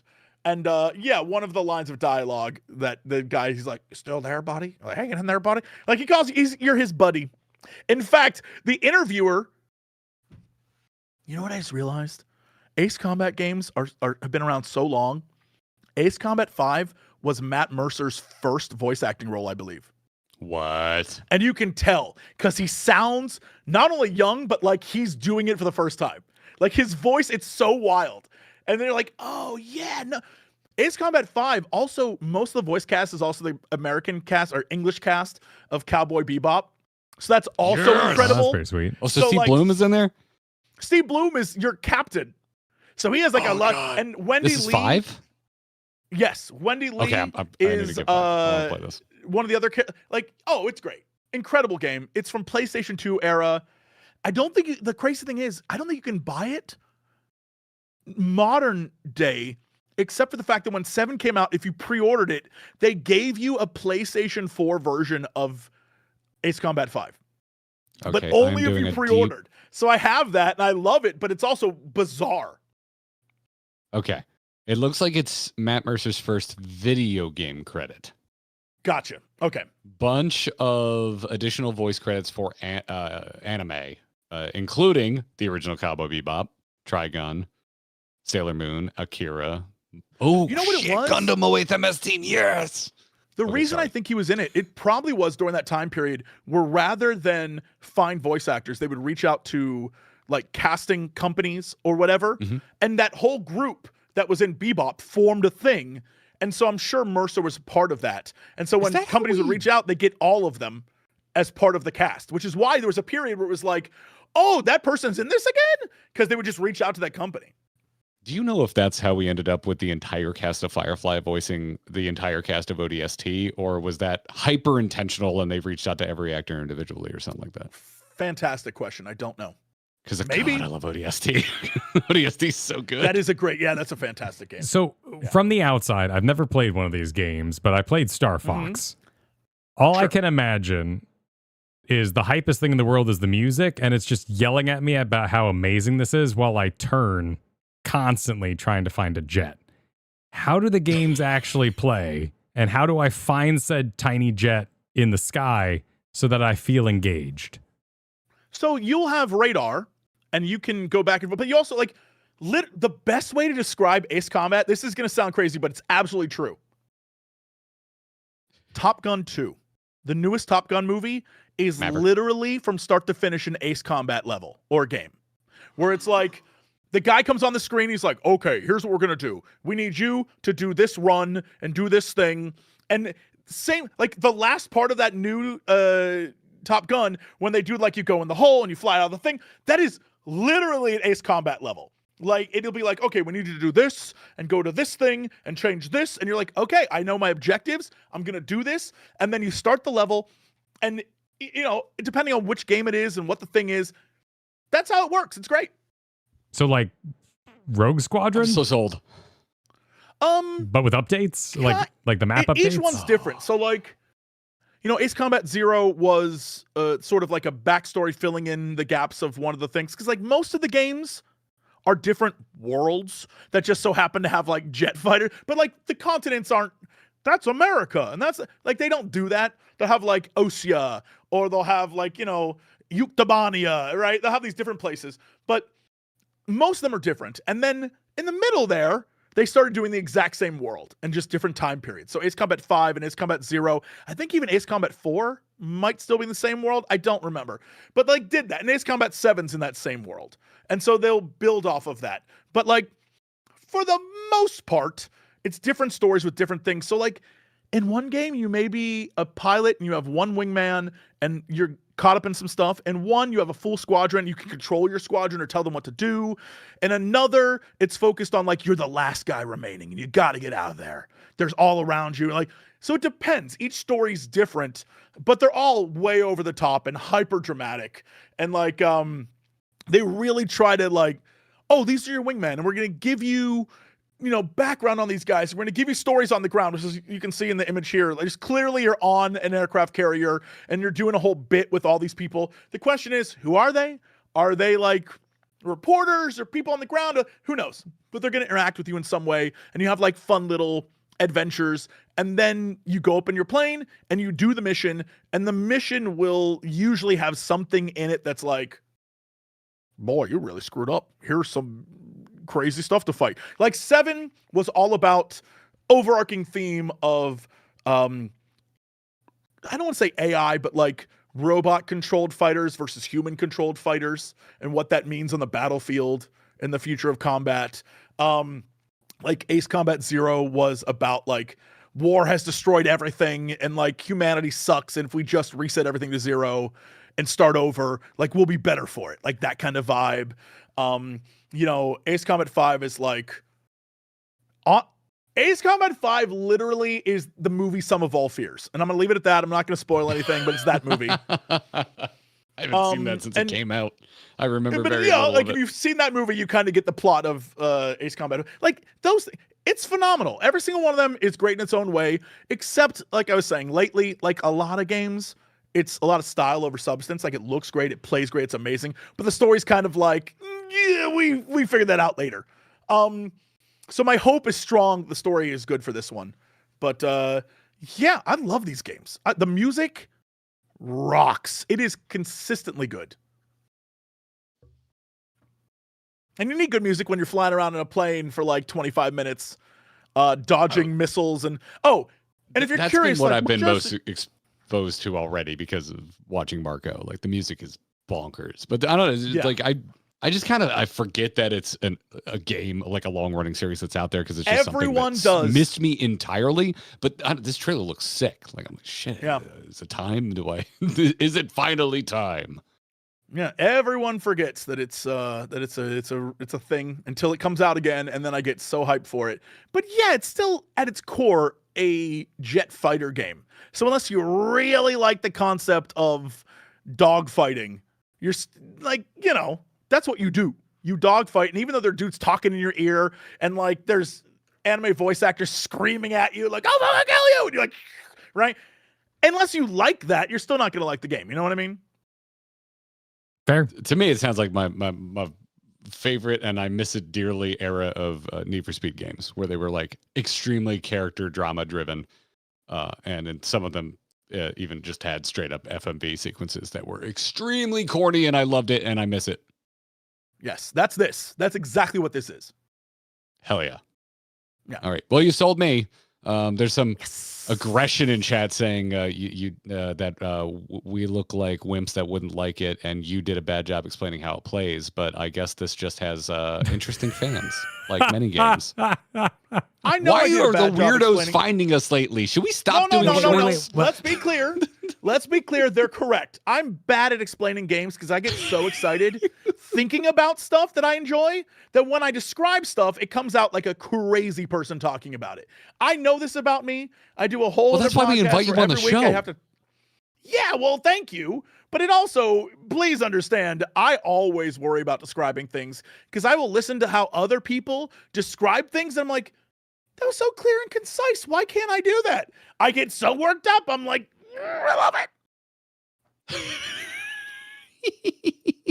It's true. That's fine. Cool. Well, let's talk about something literally none of us could explain correctly, even if we tried, which is Control is finally getting a sequel, and I cannot wait. I can explain it. I love Control. I can explain it. I saw that trailer weeks before, by the way. I knew that was happening. How would you like 5 minutes on the clock to drop as many names as possible? Would you like to tell me what you think is going on? Because I would much rather hear that.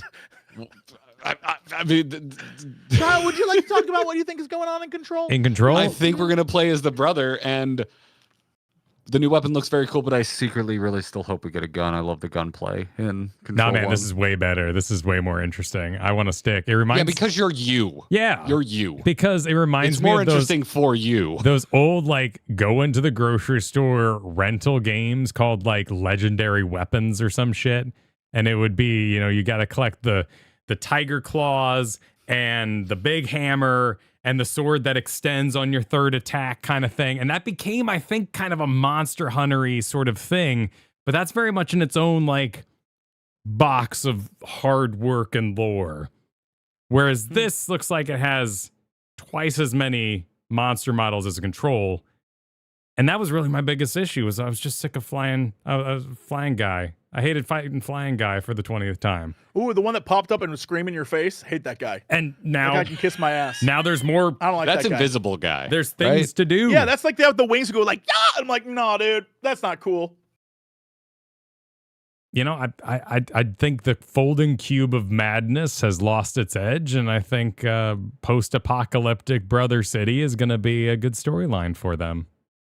You are a valid person, and I respect you. But as someone who would probably add Control into my top 3 favorite games of all time, everything you said hurt to listen to. That's fine. Yeah, I get it. I would like to stress that I don't think this is a one, like, you're only going to do one. I think this is going to be just like Alan Wake 2, where you go back and forth between the two characters. But they're not going to tell you that, but I think that's what's going to happen. It's going to be like Resident Evil 9, and it's going to leak 6 months in advance, and we're all going to assume that like the day after, and the next Game Awards, they will announce that, yes, in fact, Jesse will be a second playable character. Yeah, I mean, they made it seem like Jesse in the trailer was like not up to good stuff, but I feel like the answer is absolutely she's out trying to like stop all this from going down. And the one thing I took away was that when she stabs him when he's laying in bed with whatever she hits him with, later on, Dylan has the exact same hairstyle as that character that I assume was Jesse. I'm like, oh, they're doing that like symmetry thing. They're doing the like, it rhymes. I promise you. This is because everything that you saw, like there was the mold and they had hiss.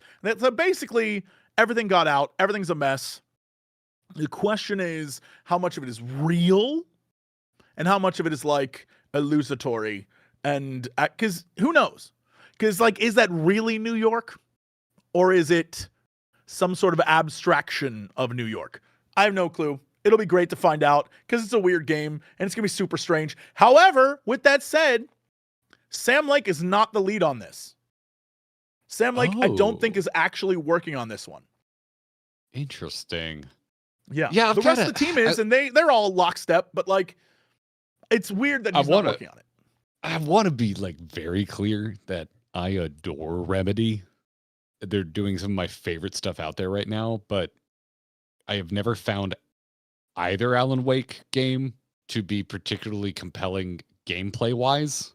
I mean, it's a horror game. It's not like Control at all. Yeah.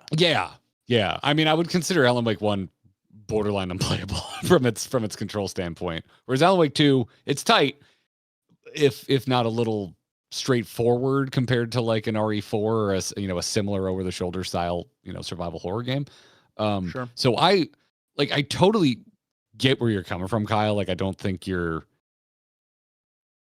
nothing. I don't think you said anything unreasonable. Like I totally understand playing Control and being like, the combat felt samey for too long of a period. I just happened to really like the combat, so I was fine with it, but I totally understand. It depends on the combat you chose, right? Because there were different guns that you could switch to, but eventually at some point, I was barely using guns and I was full on Jedi Force powering. I was flying, I was grabbing things and throwing them at enemies. And that, the one takeaway I had, which I kind of agree with Kyle on this one, is if they would have given me a physical weapon, that would have been the best Star Wars game ever in history. Yes. And now that we have one, I'm expecting the same Force powers, but now I have weapons. Like, if I could have a sword and do the exact same things, I would Jedi the shit out of that and I'd be so happy. So, like, it speaks to me. I'm kind of here for it. I dumped everything into Melee in the first game, and everyone was like, oh, he's not going to have a good time with this. I could have, though, if there was a Psyblade. Just, level 10. It could have happened. And the idea that there could be this Melee. I love these kinds of games so much with the just ridiculous giant weaponry. I think it's good. So I have notes of like actual information that I wrote down about this for whatever reason. I don't know. But I wrote down where did I put that? Oh, Jesse Lewis, where'd you put that information? Basically, there was a whole bunch of like facts stuff that was released about what this game is. And it's straight up, there's like everything. This is a direct sequel. Everything takes place kind of in that sort of sequel space. And I'm kind of here for it. We'll see exactly what this is. I can't find my notes, which sucks because I wrote down a bunch, but it is what it is. Your middle name actually Luis? It is Lewis, yeah. Oh. Learn something. There you go. I'm ecstatic for this. I didn't realize you were more lukewarm on it, Kyle. I thought you rather enjoyed Control, but I'm glad you're stoked for this one. Whatever we got to do to make you Control trash, I'm for it. So if that includes adding a giant hammer to the game, cool, sick. I'm glad Control 2 is doing it for you. Different environments too. Resonance. Yeah, there's lots of things that can be kind of tacked on to one. Ooh. By the way, this image you have up, the posters in the background are big world building spoilers. I'm not even going to point stuff out. I'm just going to say next time everyone watching has a chance, go look at that scene. Go like increase the you know, get the posters in the background. There's some really cool stuff on those posters that I'm like, ooh. So, and they love doing that. Yeah, did I ever tell you that when I went to Games Fest, I saw Alan Wake 2 for the first time, and in that, Thomas, who's like their like main PR guy, was sitting there doing the presentation, and they had this thing where it's Alan Wake going around. And anyway, the demo ends, and he's in a room, and in the room in the background is a poster that says Ati and the Janitors. And I was like, after everyone left, I was like, question, is that a Control reference? You just left there? And no one in the room said anything, but clearly it's right there. And he's like, no, that's just placeholder art. And I was like, oh, okay. That I'll never forgive him for that. I was like, you liar. You lied to me. So they do stuff like that. It's there. Oh, word. I had that happen to me at Blizzard one time, right? Like the day before BlizzCon, doing a tour of the studio and seeing key art for a Hearthstone, the first ever Hearthstone expansion. It was League of Explorers. Saw key art of it. I was like, holy shit, what's this illustration? This is amazing. And Ben Bro was like, oh, don't worry about it. Just keep going. It's just something we didn't use. And I bought it. Hook, line, and sinker. Next day, that art, giant screen, League of Explorers. I'm like, Ben Bro, you dirty liar. And actually, I didn't even get mad. I realized I'm the most gullible human on earth because I probably should have figured if it was hung up in the office. But there's like a double-edged sword to that, because I had the same thing at Blizzard one time where I was walking through and I saw what would have been the original version of the jailer, like the old ass man. And I was like, oh, what's that? And they're like, it's some art we're trying to work out. And I was like, oh, okay. And didn't think any of it. And it wasn't until later when they revealed who the jailer was supposed to be. And I was like, I saw that like 4 years ago. I was like, that's crazy. And so what they told you was technically true. Yes, absolutely. But it was one of those things where if I'd been like, internet, you'll never believe what I saw, everyone would be like, you're insane person, Jesse. Like, what are you doing? Yeah. So sometimes you just shut up and like, okay, yeah, whatever you say. And how would you have spoiled it? You'd been like, it was an old man with a beard. Like, what would people do with that? It's not like all the lore was just written below it. Like, but he did look very lichy. Like the art, I was like, oh no, that's a bad guy. What's that guy's deal? Who's he? But yeah. Who it is? Yeah, this guy's kind of sick. Yes, that guy. That's the art I saw hanging that on a window. Cool. And I was like, what is that? That guy's cool. Yeah. It looks, he's awesome. I wish that guy was a thing. Yeah. It looks neat. Like, I like a big beard. I like a big freaking beard. No. So let's see. We got the Expedition 33 Shadow Drop. I have not touched it yet. We'll be playing Apparently some of that very next. Cool. Everyone says it's great. Yeah, I've heard really good things. I've seen some of the costumes that come out of it. They look hilarious. We're going to be getting back to Expedition 33 next Tuesday for the beginning of our all-day charity stream, which you'll be joining us that evening, Jesse, for some fun. Yeah, that'll be fun. So if you are we deep dungeoning? We are deep dungeoning. So deep. Was that a spoiler? Should I? No, you can say we've said it a lot. I think we mentioned it. Yeah, we're good. Mentioned that's what we're doing. Yeah. You, me, Kyle, Joe Cat. It's gonna be a good time. Gonna be fun. So if you're one of the folks that only listen to the podcast, come join us next Tuesday, last stream of the year. Doing it for charity, raising money for our local children's hospital through the Extra Life Foundation. So come check that out. But yeah, we got the Shadow Drop of the new Expedition 33 content. Also some quality of life improvements, which are probably the thing I'm most excited about because I just want Picto loadouts really freaking bad. Good call putting that together. You can lose hours of your day just respecking your entire team. It's not great for streaming. The whole like having to respec your team and like sit there and be like, okay, what does that do? Like, it's not the best streaming fodder, to be honest, but you could open up our analytics and you just look at the plummeting downward lines. And that's where we sat and did Pictos and Luminous. Yep. Just like I've checked it this morning, all the downward lines on Dispatch are when we actually played the game. It's a good little game, though. The second we started dispatching, you can look at the analytics, just like, meow, just out of there. That's kind of how we'll talk about it, maybe. Yeah, it's a shame because the gameplay part of dispatch is awesome. It's really freaking good. So, anywho, Kyle and I already took our shots. So that'll give you an idea of what we thought about it. What do you make of this Highgaurd game, Jesse? This might be one of those ones that falls into the Garrett category of I don't remember this at all. What do you mean Highgaurd? Literally the last reveal. Was that the final PvP reveal one? of the? Yes. Yeah. What looked like Overwatch with horses. Anytime PvP shows up in any form of like looter shooter or extraction shooter or team shooter or character driven, whatever, I'm instantly like, nah, my brain checks out. I am not that guy. I never will be. It could be great, but part of me is just like everything's starting to blend together, and it feels like game companies have a mandate that you must create something that is live service, because I feel like it's a game of numbers where big companies with a lot of money are like, all right, if we pay to have a bunch of these live service games made, if even one lands, we're in the money. And so they try and they keep trying. And it's like, there's so many live service games that just show up and then vanish. And I just don't keep track of them anymore. I'm like, whatever. Yeah. I don't know how either of you feel. Kyle and Jesse, feel free to get on this exploration of my own thought. I don't like it when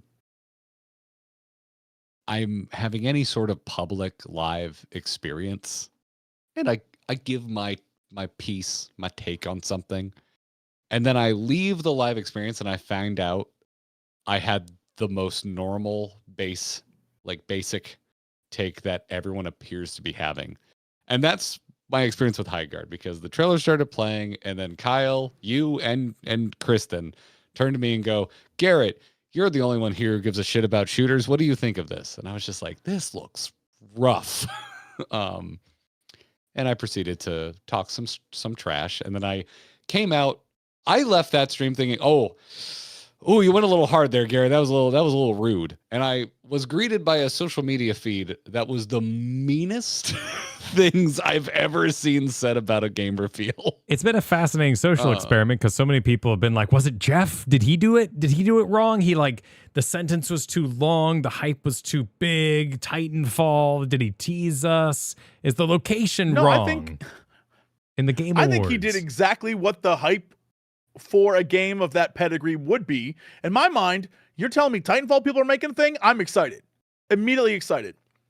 Yeah. The game just didn't Titanfall deliver. 2, yeah, Titanfall 2 to me is like the peak of online shooters.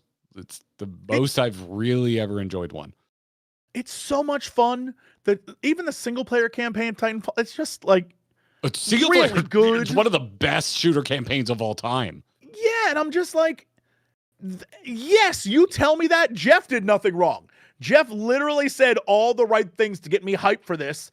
The trailer just wasn't very hype. It's like some of the other trailers we've seen over the last couple of years at Game Awards or Summit Game Fest. It's like a brand new team shooter, and you watch it and you're like, what's exciting about this? Why is this exciting? Why would anyone play this over the 8 others that they can play right now? Well, that's where I think I'm not the market for it. But then earlier in the show, there was the Left 4 Dead game, which I'm totally a mark for, but I don't want because I know what that is and I've played it before. And I also have, I'm with you on the Left 4 Dead front. I think we both have trust issues after Back 4 Blood because that game just didn't bring it. And so we've been sold games on Left 4 Dead pedigree before, and I think we both were disappointed. So, there's also a weird, Left 4 Dead hit the right place, the right time, was the right thing. It had Steam behind it. That got a lot of people to get Steam. It had this thing where no one had ever really done that kind of horde thing in that way before. And it's been done a lot since, and everyone tries to keep grabbing onto it again, and it just doesn't land the same way. And I wonder if maybe that was because at that time, It did what it did, and we can't go back to that.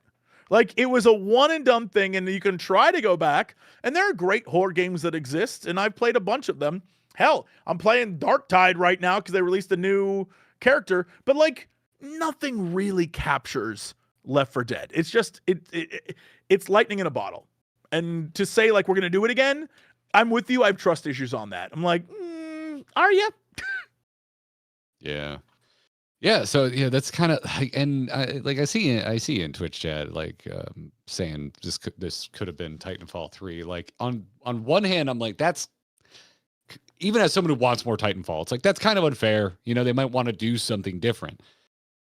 I think we're kind of doubling down on the feels bad, like especially if you're in the I'm a Titanfall fan camp, you're not getting more Titanfall, so that already feels bad. And while that it may be unfair to just keep asking them to keep doing the same thing over and over again, what we're seeing doesn't look that new from what a lot of other major studios are doing. And in fact, I would say from the award standpoint, the theme of 2025 overall, and it also was shown on the stage at Game Awards, is games that were made from talent that wasn't utilized properly at big studios going and making something great and original that just feels like a breath of fresh air.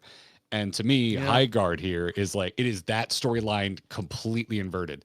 It's here's a new studio, because this is not Respawn. Like they hyped up the Titanfall and the Apex pedigree. It involves developers that worked on those games, but Vince Zampella and Jason West, they are not involved. Jason West has been out of game development since 2013. Vince Zampella is now a vice president over at EA. Like they're not. This is a whole new studio with developers that did work on those games, but it's a new studio, and instead of making something kind of like brave, new, and fresh feeling, it feels like they're chasing the team shooter paycheck, and it really turns me off. I mean, I think that's how they convince people to give them money. If you say, we're creating a live service game that will give you X dividends over time, you'll continue to make money for years and years rather than just release. That's how they get the money from companies to give them like $100 million or whatever. These games, like even, what was that, Concord? Whatever that one was that came and went very quickly. If you look at everything they created, if you look at everything they created for that game, the Concord cinematics, if they had just made a single player game in that universe, it would have been so much better than what they created. Same with this. If they would have made a dude, here's the deal. Imagine it's Doom, but you're on a metal horse, dude, and you're doing crazy. That would have sold significantly better than it's another one. You love it. You love them. Buy our packs, buy our subscription tiers, immediately turned off. Not a fan. Yeah, it's interesting that just the amount that you can translate so easily reduces the hype. Like, oh, there's the May wall. And even though they have destructible walls, it's a mix and match of so many things. You know, the old, there's only so many words. It's about what order you put them in. Like, it's got a payload. It's got a sword. It's got but you just go, it's the horse from Diablo 4, and it's the paywall from over, and and you instantly just dismiss it. And I've even got a thing in my head where I'm like, it looks like Kingdoms of Amalur. Like, that was good enough, I guess. So they're just the style, the colors. Does it? Because the thing about Concord was artfully messy. It was tough to look at because the saturation and I've watched a lot of things on this because it's fascinating. But one of the things is just the colors themselves that they picked out for the entire product didn't make sense to our eyes. They lined up juxtapose, Gary, you've talked about red text on black before. That was Concord's art style. They wanted to maybe subvert our eye expectations, and we walked away with something that ultimately, when you grayscale it, has no visual clarity. And so we were all left kind of confused. If you want another great example of what you're talking about, I'll have to link it to you too. Viewers, please go look this up. There's a great video where this guy breaks down everything wrong with the first Suicide Squad movie. And it's crazy because it's things you wouldn't even notice. But the very first opening, it's of the prison, and it's a panning shot of a swamp, but the swamp's black, and the text describing the prison is also black. Exact same thing. Like, just poor artistry overall. Like, no one thought about this? That kind of thing. And yeah, it's weird, because you would think with as much money and time and talent with all of these games that they create something with character. And I think that's the biggest problem with a lot of these shooters, is that they all kind of blend together in like boring. Like the characters, I watched this trailer, there was not one character I was like, yo, that guy looks awesome. In fact, I was more jarred by exactly what Kyle was talking about. I heard sound effects, I swear to God, sounded like they were from Overwatch. I was like, is that Widowmaker's rifle? What the hell? I was like, what's that sound effect? So yeah, to me, I was like, nah, I'm out immediately. But much like maybe like a bad Star Wars production, it can be so jarring because you're looking at it and you're like, that puppet, holy shit. Oh, the cityscape, that moment, that representation of a corridor inside of Star Destroyer. You're just like, there's all these things these artistries that you just keep grabbing onto. And the idea of a guy with claws or a little Iceman, it's cool. But then I just think of... Nope, sorry. Yeah, I was about to bring up that 3D... I was about to bring up Paragon, so you can stop me there. I just want to say, for the record, the Jesse Cox theory of video games, especially multiplayer video games, is consistent and stands around and is proven again and again. I've said this before, I'll say it again. If you are making a game where you don't have a story to get people to fall in love with your characters, you must, especially shooters, have characters people can fall in love with and relate to. Essentially, the Jesse Cox guide to being horny for characters. If there are not people who are super hot for one of your characters in your game, every character should fulfill one person's attractiveness meter. Like, if you don't, that's what we do in Monster Prom, and it works every time, y'all. If you don't create, oh, this character's for this person, this character's for this person, that's it. That's all you have. They don't have to be like conventionally attractive, but as long as they hit like a thing where everyone loves them, that's all the time you get. And it's in reality, when you see a person for the first, they're always like, like their first interaction with the person or like your appearance or whatever. That's how people respond to you when you meet them for the first time. It's sadly real, and it's real in video games. And when you see all these characters and they all look bland and boring, you're like, you're not going to get anyone to play your game, because no one is like, oh, I want to play that person. Because not only do I think their abilities are cool, but I like looking at their butt when they run in front. Like, that's a thing. And it's a fact. And the fact that game companies are like, no, we're going to focus really on the mechanics. To that I say, go look at every fighting game. The ones that are mechanics heavy, that are probably amazing to play, have some of the most boring character designs, while other ones have flashy characters and people love to play those. It's really simple. And I think people just forget that, and it drives me crazy, because it's like, all you got to do is get people to love your game even before they play it. And how do you do that? Give them something to love. How do you give them something to love? Give them things that they're like, oh, I like that. Oh, I connect with that. I think that's cool. It's not that hard. It shocks me. It's not that hard. And even more difficult when it's in a first-person environment. So you have to like that much more of the characterization, maybe the weapon, because you don't have that advantage of the butt or whatever they're wearing. You just have the claws that you hope sell who that person is enough. It's not even, it doesn't always even just have to be sex appeal. It's just a really good example. Interesting character designs. Random Redshirt in Twitch chat right now says, my husband played Overwatch solely because he could play a hamster in a wrecking ball. Like, it could be cute appeal. It could be badass appeal. Like, I wanted to go play Overwatch because I'm like, Reaper's got a cool mask, wears a hood, and dual-wield shotguns. Like, sign me up. That looks awesome. I eventually fell off of Overwatch, but they pulled me in with the really strong character design. Same with me in Marvel Rivals. I'm not playing Marvel Rivals now, but I did for a little bit because of Jeff, a little tiny shark boy. And that is not a sexy character at all. But I was like, that's cute as hell. I love that. I want to play that. I'm in. I mean, even that's why I started watching Chainsaw Man. I can play a little moving turret. Sure, I was like, Oh, that Widowmaker, my love. But like the turret's the reason I played. I want like that robot guy. He's got a sad backstory, and I want to play. That's all. Like it's really that simple. And I see in chat, TF2 fans created a bunch of lore for that. Like they fell in love with those characters over time and made stuff, and it's still popular to this day. I don't know, man. It's just shocking to me that game companies can't figure this out.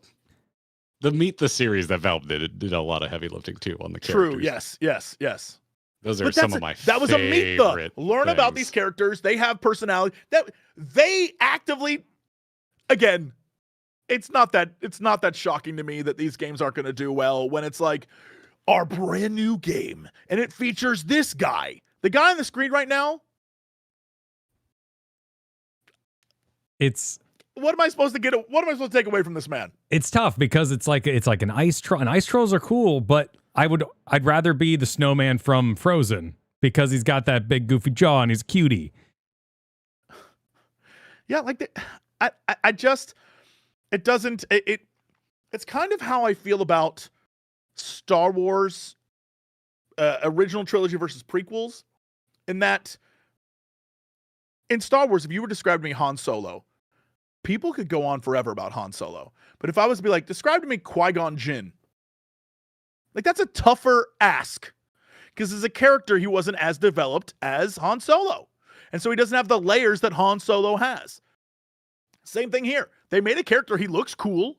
He probably is cool. But like, I know nothing about this guy. And they're trying to like give him the pose of like, I'm trouble. It's like, I don't know that. You could be a nice man for all I know. They just gave you a bad camera angle. Like, I know nothing about this guy. I get where you're coming from. It aggravates me, in case you can't tell. Personally, I just find it endlessly entertaining that your response to this was, I don't even remember what the game was. Well, that was the name. The name is, Highgaurd. There was another one earlier on that I also forgot that was kind of similar to this. And I was like, okay. I mean, there was a lot. These were pretty much at the end of ones that like I wanted to have like a deeper dive on. But I mean, there was just so much. We got the Leon Kennedy announcement, the double Tomb Raiders, Returnal Can I ask sequel, you a question Mega Man. About that, about Resident Evil, by the way? Did you like that they announced Leon?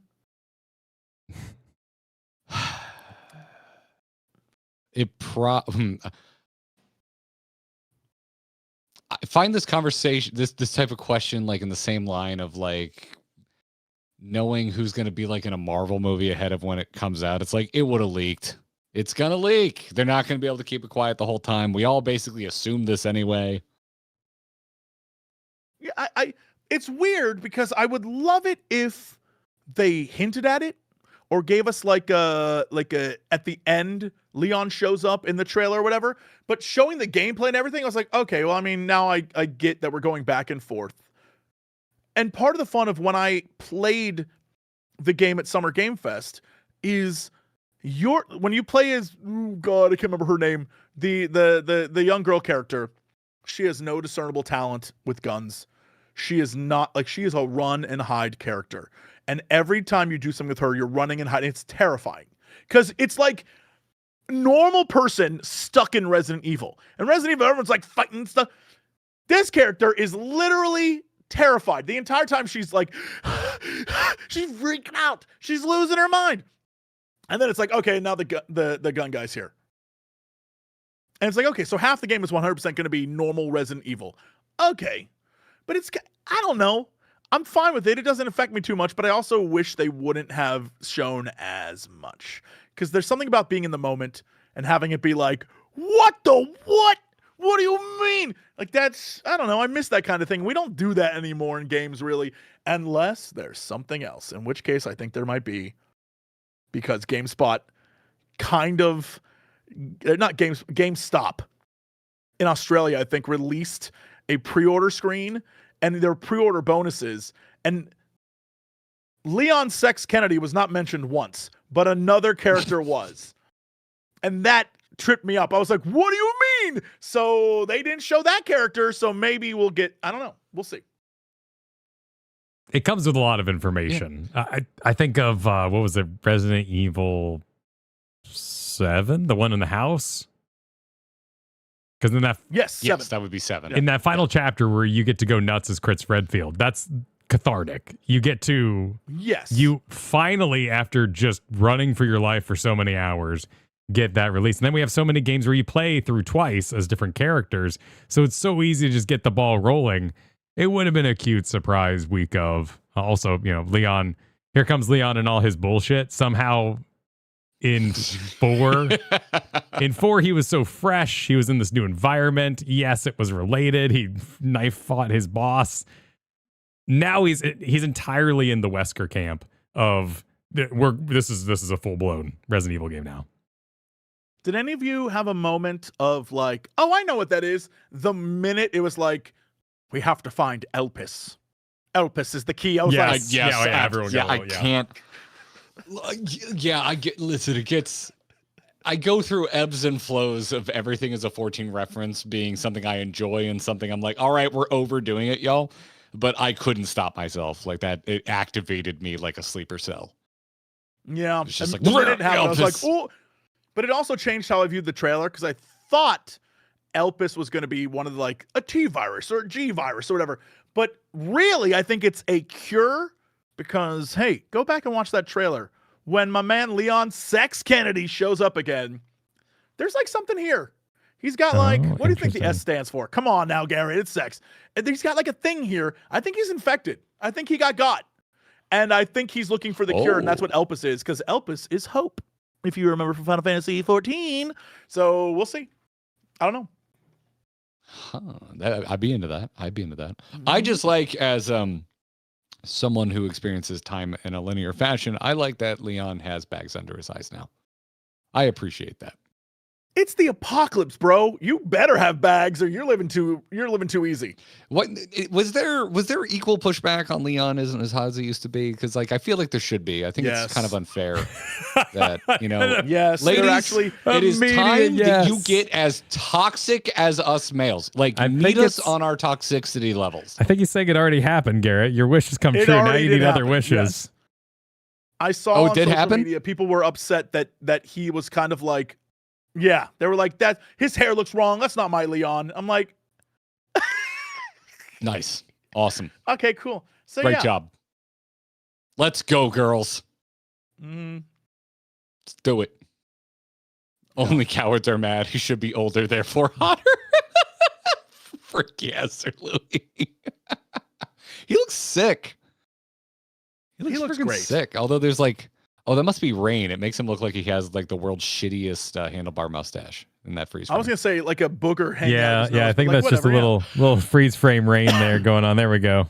Get that fixed. Yeah. Okay. I think it looks great, man. Like looking sick. I'm still not 100% convinced on the fact that like they brought Umbrella back, but Umbrella are good.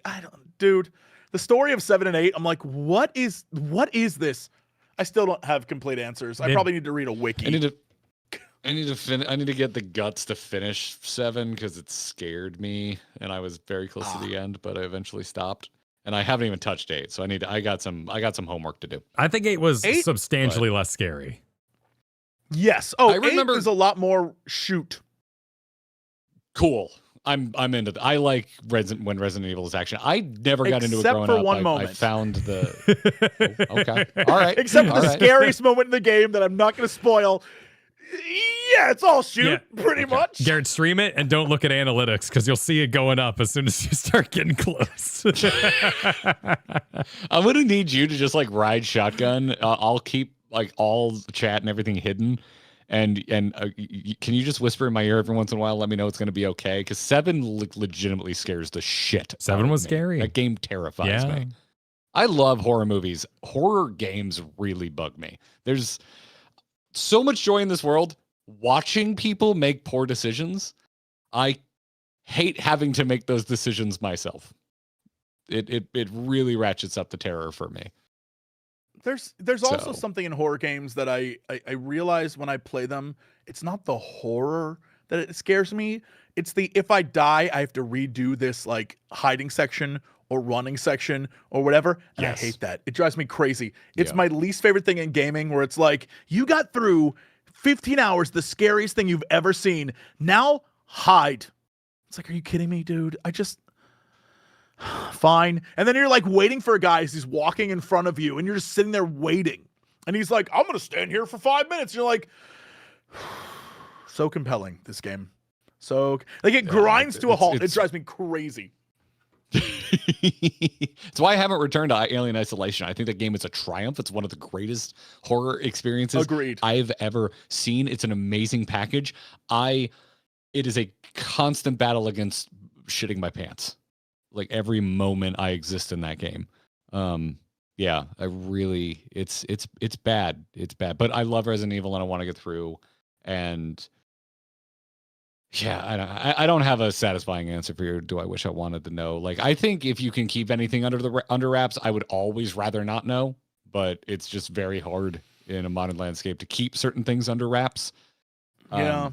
It did confirm to me that I'm a legit Resident Evil fan, because somebody didn't really grow up playing it until 4, because I struggled with. I never liked the locked down camera angles. It always kind of bugged me. So I had kind of a crappy opinion of Resident Evil until 4 came out, and then I loved 4. And so because of that, I was very hyped to see Leon. Like, because I remember being younger and not into it, and everyone like wearing Resident Evil shirts and talking about it. And oh my God, you heard this shit about Wesker Hergerberg. And I'm like, what are you talking about? Like, so I had just enough of my youth feeling like the odd man out that this Game Awards, when Leon shows up and I go, that's my boy. Like, I'm like, I finally feel like part of the in crowd as far as Resident Evil is concerned. Because I love Leon. Yeah. Have you played all of them? Such a handball. I've played 4, 5, almost all of 7. That's it. Oh, and I went back and played the 2 remake, which you've experienced the boulder punching, which is a classic scene. Yes. But you've never... All right, look, the two of you, and I mean this from the bottom of my soul, need to, at some point between the now and February, or whenever this comes out, play Resident Evil 6. It is atrocious. It might be one of the worst games ever made, but it's multiplayer, and it is so funny. There's scenes that will make 6 has multiplayer? 6 is multiplayer. So you play as... I knew that about 5, but I didn't know about 6. You play as 2 characters in each of the scenarios, except the last one, which is Ada, because I don't know what they were thinking. It's just a random dude in a mask. It's Ada Wong and then like a guy who has no. It is so. There's a scene where Ada, you know how Ada swings and flies away and stuff. Imagine that, and the guy goes. It is incredible, dude. It's one of the greatest. It is terrible. They did that with. But I love it. Did it with Halo 3. You're just 2 random elites in addition to Halo and Arbiter, or Halo. John Halo. No, Master Chief and Arbiter, which it's fine. It's fine. I can get past that. That's great. Yeah, the fact that I was like, the 2 of you have to play that. It is a laugh riot. I didn't know it's that. one of my... Yeah, it's crazy funny. It's not a good game. Let's be very clear. It's not good. I'm into this. 5's not a good game, but I had so much fun because I was in college and I played it with my roommates co-op. Like, it was a good time. But it's a bad Resident Evil game. So, you haven't played any of the remakes of 2 and 3 and I played 2. I forgot about that. I did play the remake of 2, which is exceptional. I wonder why they aren't remaking 1. I wonder that too. We've been sent so much retro game stuff that we both now have PS1s just chilling. And I'm like, should we just get a disc of Resident Evil 1? I think that would be really amusing for like a random Friday to just cruise through that. They already remade 1 as what? Well, on the GameCube, I don't remember that right? at all. Oh, I'm talking about like a modern, completely remake, not just like I'm like with keeping with the art style they're using right now. Yeah, no, Sure. Yeah, it used the RE engine, like do an RE engine, RE1 remake. I know what you're saying. It makes that was I would a GameCube love that, game, wasn't it? Resident Evil remake, yeah. I mean, this looks more updated than I expected it to be. That's that grayscale-y, time period. Yeah, I don't know. We'll see. But I would love it if they would, because I also think that 1 is also kind of all over the place because it's like throw whatever works and let's. So I get it, and it wasn't until 2 that things started to get a little more codified. But 1 is just a delightful game, and I wish to play it again. But without tank controls. No tank controls. Thank you very much. I like tank controls. Oh, I like tank controls. At least in Resident Evil. In Resident Evil, I like tank controls. It's all right. How'd you feel about Mega Man? Everyone gets mad at me because I'm not a Mega Man fan. But So general I felt impressions of when the music like everyone that I was watching with, everyone that was in chat when the music started was like, "Oh my god, this is it!" Something, and the minute you could hear like, bum, bum, bum, bum, bum, I was like, "It's Mega Man, dude. You're all gonna be disappointed. It's Mega Man." And I'm here from new Mega Man. I love Mega Man, but also it's Mega Man. So you have to have some sort of like built-in fondness for that franchise, and that hasn't been around in so long. I don't know that the kids care. There were a bunch of folks really hyped in our chat, which is like why I'm like, I just want to be clear. Like, I wish Mega Man no ill will. I have just never particularly enjoyed playing Mega Man. And this sure looks like more Mega Man. So I don't think it's going to be the title that brings me into the fold. GG chat is all old people, though. Thank you, Evade, for reminding me. Yeah, like, we haven't had a real Mega Man in some time. What was that? I was about to say Mighty Number 9, but that's Critical Role. I think looked it up. I think it was 2018, I think, was the last Mega Man game. Yeah, it's been a while, and they haven't been really, like, well received recently. You have to be a Mega Man fan in order to get into Mega. I don't know. But I hope it's good. Just the footage they showed wasn't all that inspiring. Does that make sense? Like, it was like, oh, yeah, no, that's Mega Man. Like, I was expecting, like, when you first played the first level of the Mega Man X games, every single one of them, the first level, you're like, holy shit, what? And this was kind of like, there he goes. He's jumping all right. Oh, look, I recognize that enemy. Like, it wasn't, I don't know, man. I wish it was something more to, like, get people excited, but I guess if you're a Mega Man fan, you're like, oh, new Mega Man. I figured it was like a Dark Souls kind of Souls-like thing where you show a bunch of clashing and you show the hit boxes, you show how precise the models are and how they're interacting and the parries. Like, that little bit of Mega Man footage was meant to convey that this is a true Mega Man experience. That's like the same way I feel about what was that? The Outriders. What the hell was the name of that game? The last thing that we just keep talking. Wait. I've already forgotten too. I've already forgotten the name. Highgaurd. Highgaurd. Yes. The homonym for Overwatch. Yes. Oh, Jesus. I didn't even think about that, bro. Come on. It's been a very popular joke on social media. Like over, high, watch, guard. I didn't even think about. That's so funny. It's rough. But like, I feel like that's a mistake game devs make often in trailers where they're like, we're going to show off things that make people understand why our game is awesome. And so Highgaurd or the Mega Man trailer, if they really were, their intention was, let's show people how it played, like the hitboxes and this and that. In a trailer, not a single person cares if that's what you're showing them. That would be like if a fighting game, their trailer was like mechanics. And you're like, no, I want to see the cool fighting moves, dude. I want to see what I do when I press the buttons. Not like the iframes in our game. Like, who cares, dude? Make another video that is you doing a breakdown. Don't make your trailer the like, oh, we're technically sound. Nobody, it's a trailer. Give us something cool to look at. Then come back later and hit us with the stuff that's the fundamentals. But the trailer is your sizzle reel. Sizzle, baby. Well, hold on. What if you're known for buggy games? Like, I feel like if Bethesda came out and was like, we're technically sound, I'd be like, holy shit, this is amazing. I wouldn't believe them. No one believed them. You'd be like, you liars. We know you're lying. What are you talking about? They should never do that. I get where Kyle's coming from. Yeah. So Kyle, I'm getting the vibe that like you also didn't grow up with Mega Man. No, I didn't. I had one, and my parents gave me a joystick to play it on computer, which very sweet of them. That sounds awful. It was. Oh, You played the Mega Man. The Mega Man computer sucks ass, dude. No wonder you didn't like it. Yeah, but there was terrible. Hydro Dude and Drill Man, and all the parent classics were there. So I've done a bunch of therapy by watching Max Dude to recover from this assumption I've made. It's helped a lot. Thank you, Max Dude, for changing my mind on Mega Man. It's why I played Castlevania and a bunch of Metroid and shit this last year, and I loved it. Sure.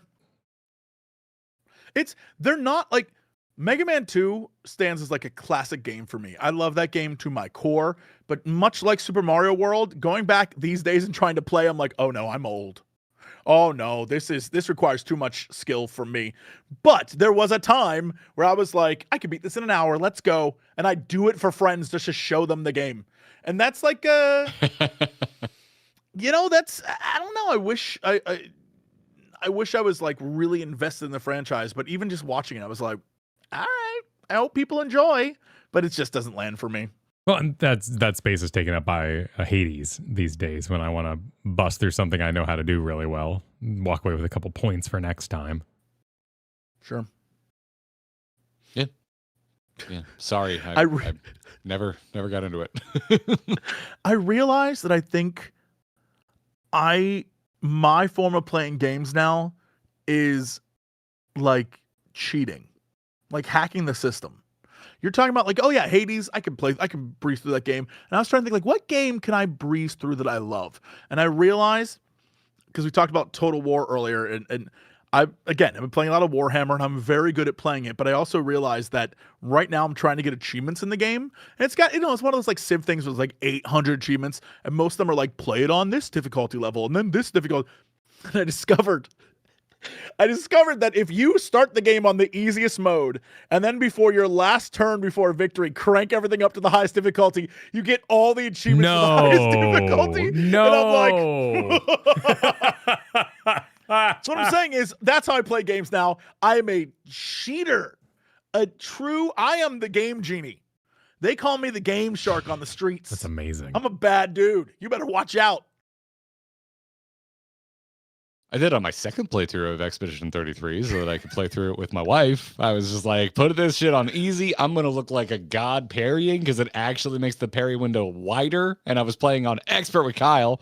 So let me tell you, it was fun. I had a really good time. It was great. Also, it's the final fight.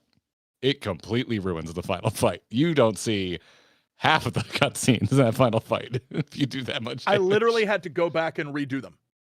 Like I went, you had that issue. I did the battle and I missed a scene, and everyone in chat was like, "Oh, you missed a scene." I was like, "All right, I'm gonna get the second ending anyway." So I just went back and redid the fight, and then took off all my gear almost, and was like, "All right, let's see what you got." I don't know that it was truly worth it, but it was fun. I was like, okay. I will say, shout out to the devs of Expedition 33, acknowledging that in fact there are two endings and they are not equal. And any of y'all say the one ending is a good ending, I want to give you a hug.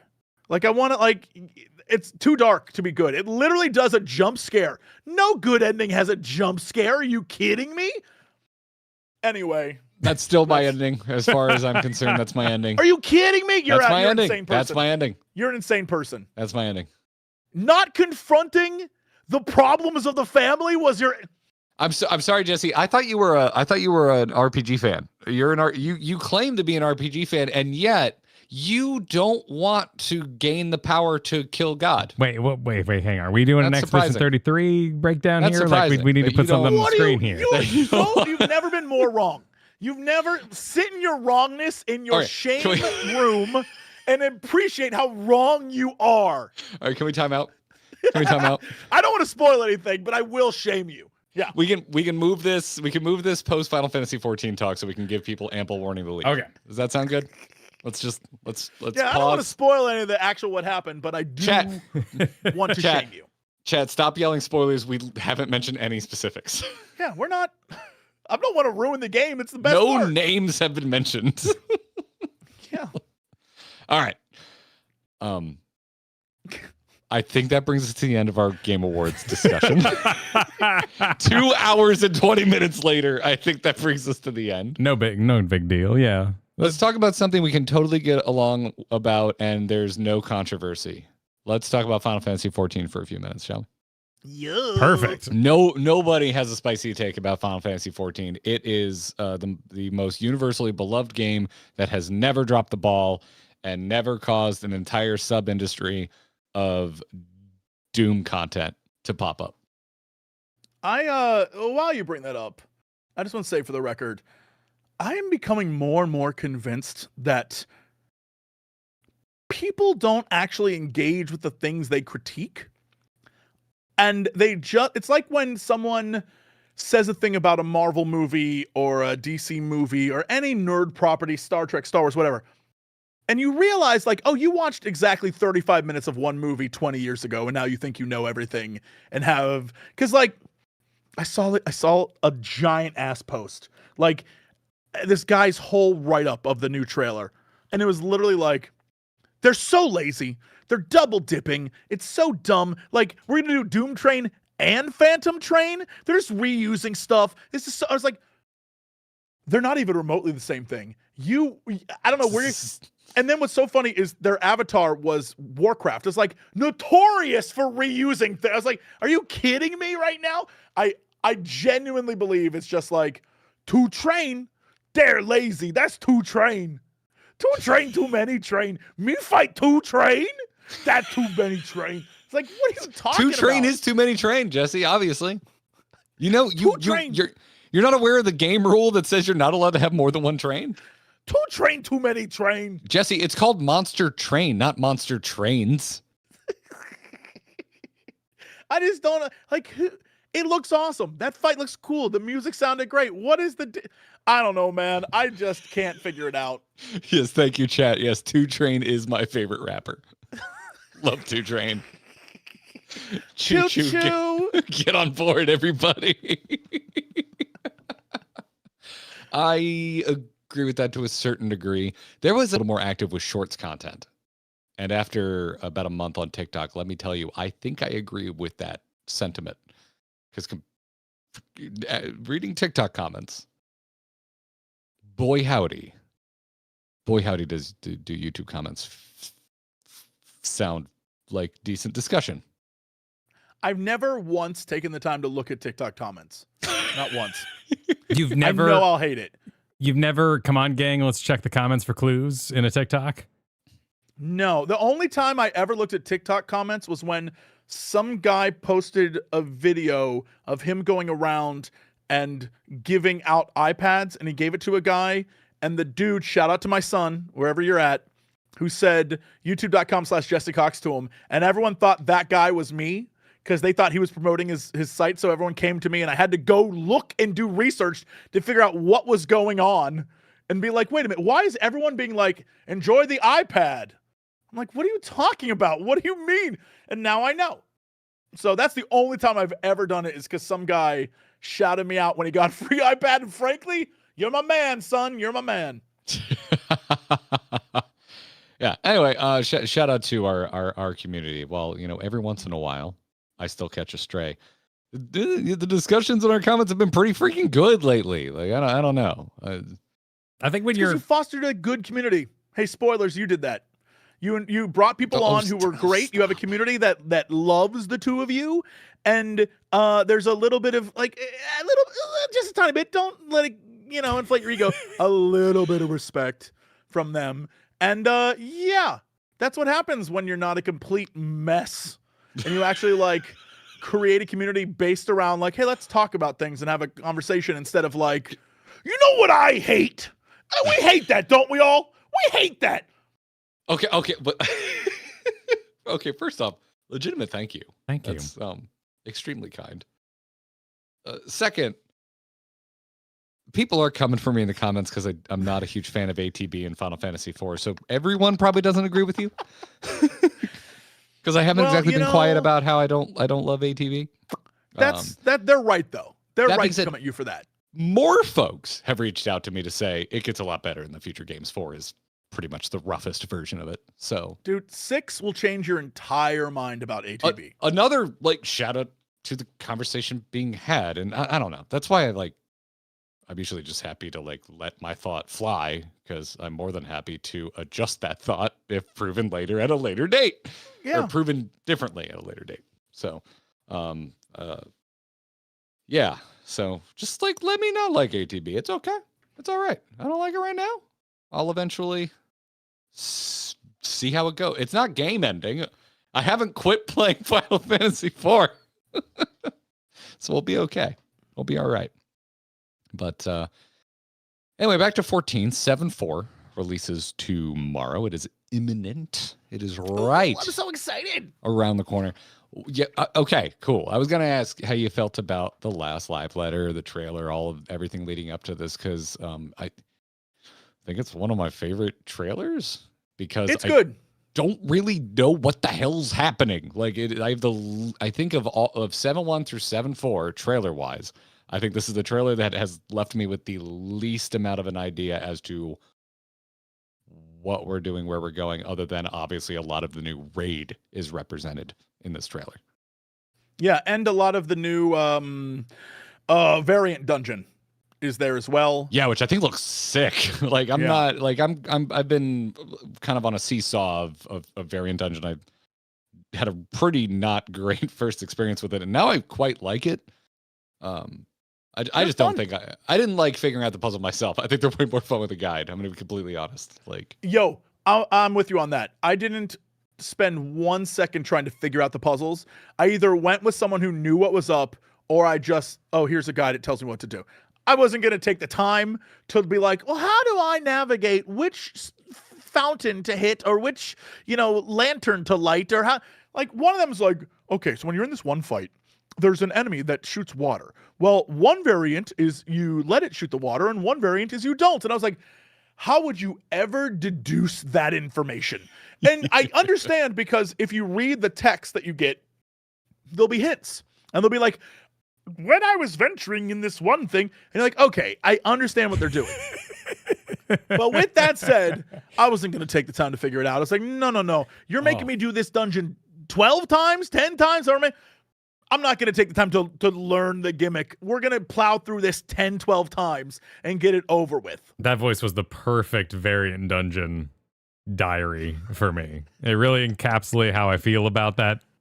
Looking for clues inside that text. Like, there's cute stuff, like the whole Nanamo one I really liked because it was about her and her parents. And I was like, oh, this is very fun. And you get some backstory on like what happened before Ul'dah.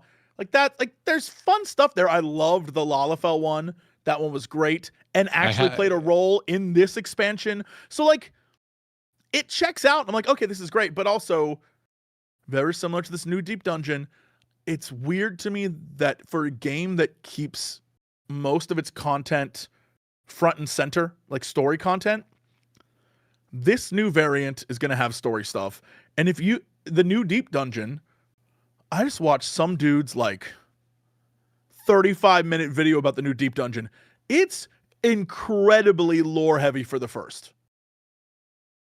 Yeah, we did the intro, and then we did the quests are pretty meaty.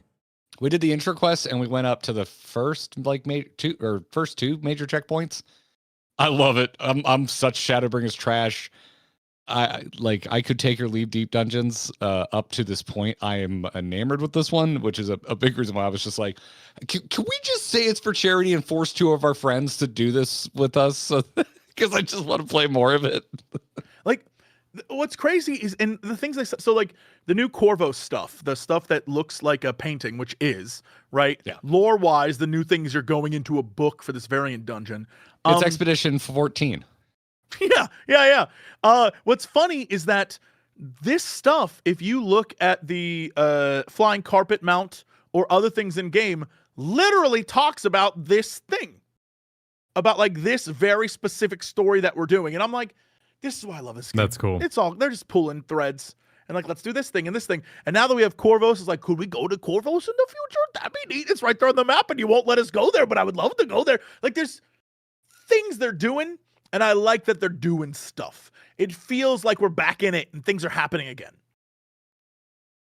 Yeah, I really like what's on the docket for this patch, and I love that they're delaying Savage, because for the first time in my entire life as an MMO enjoyer, I am invested in the Race to World First.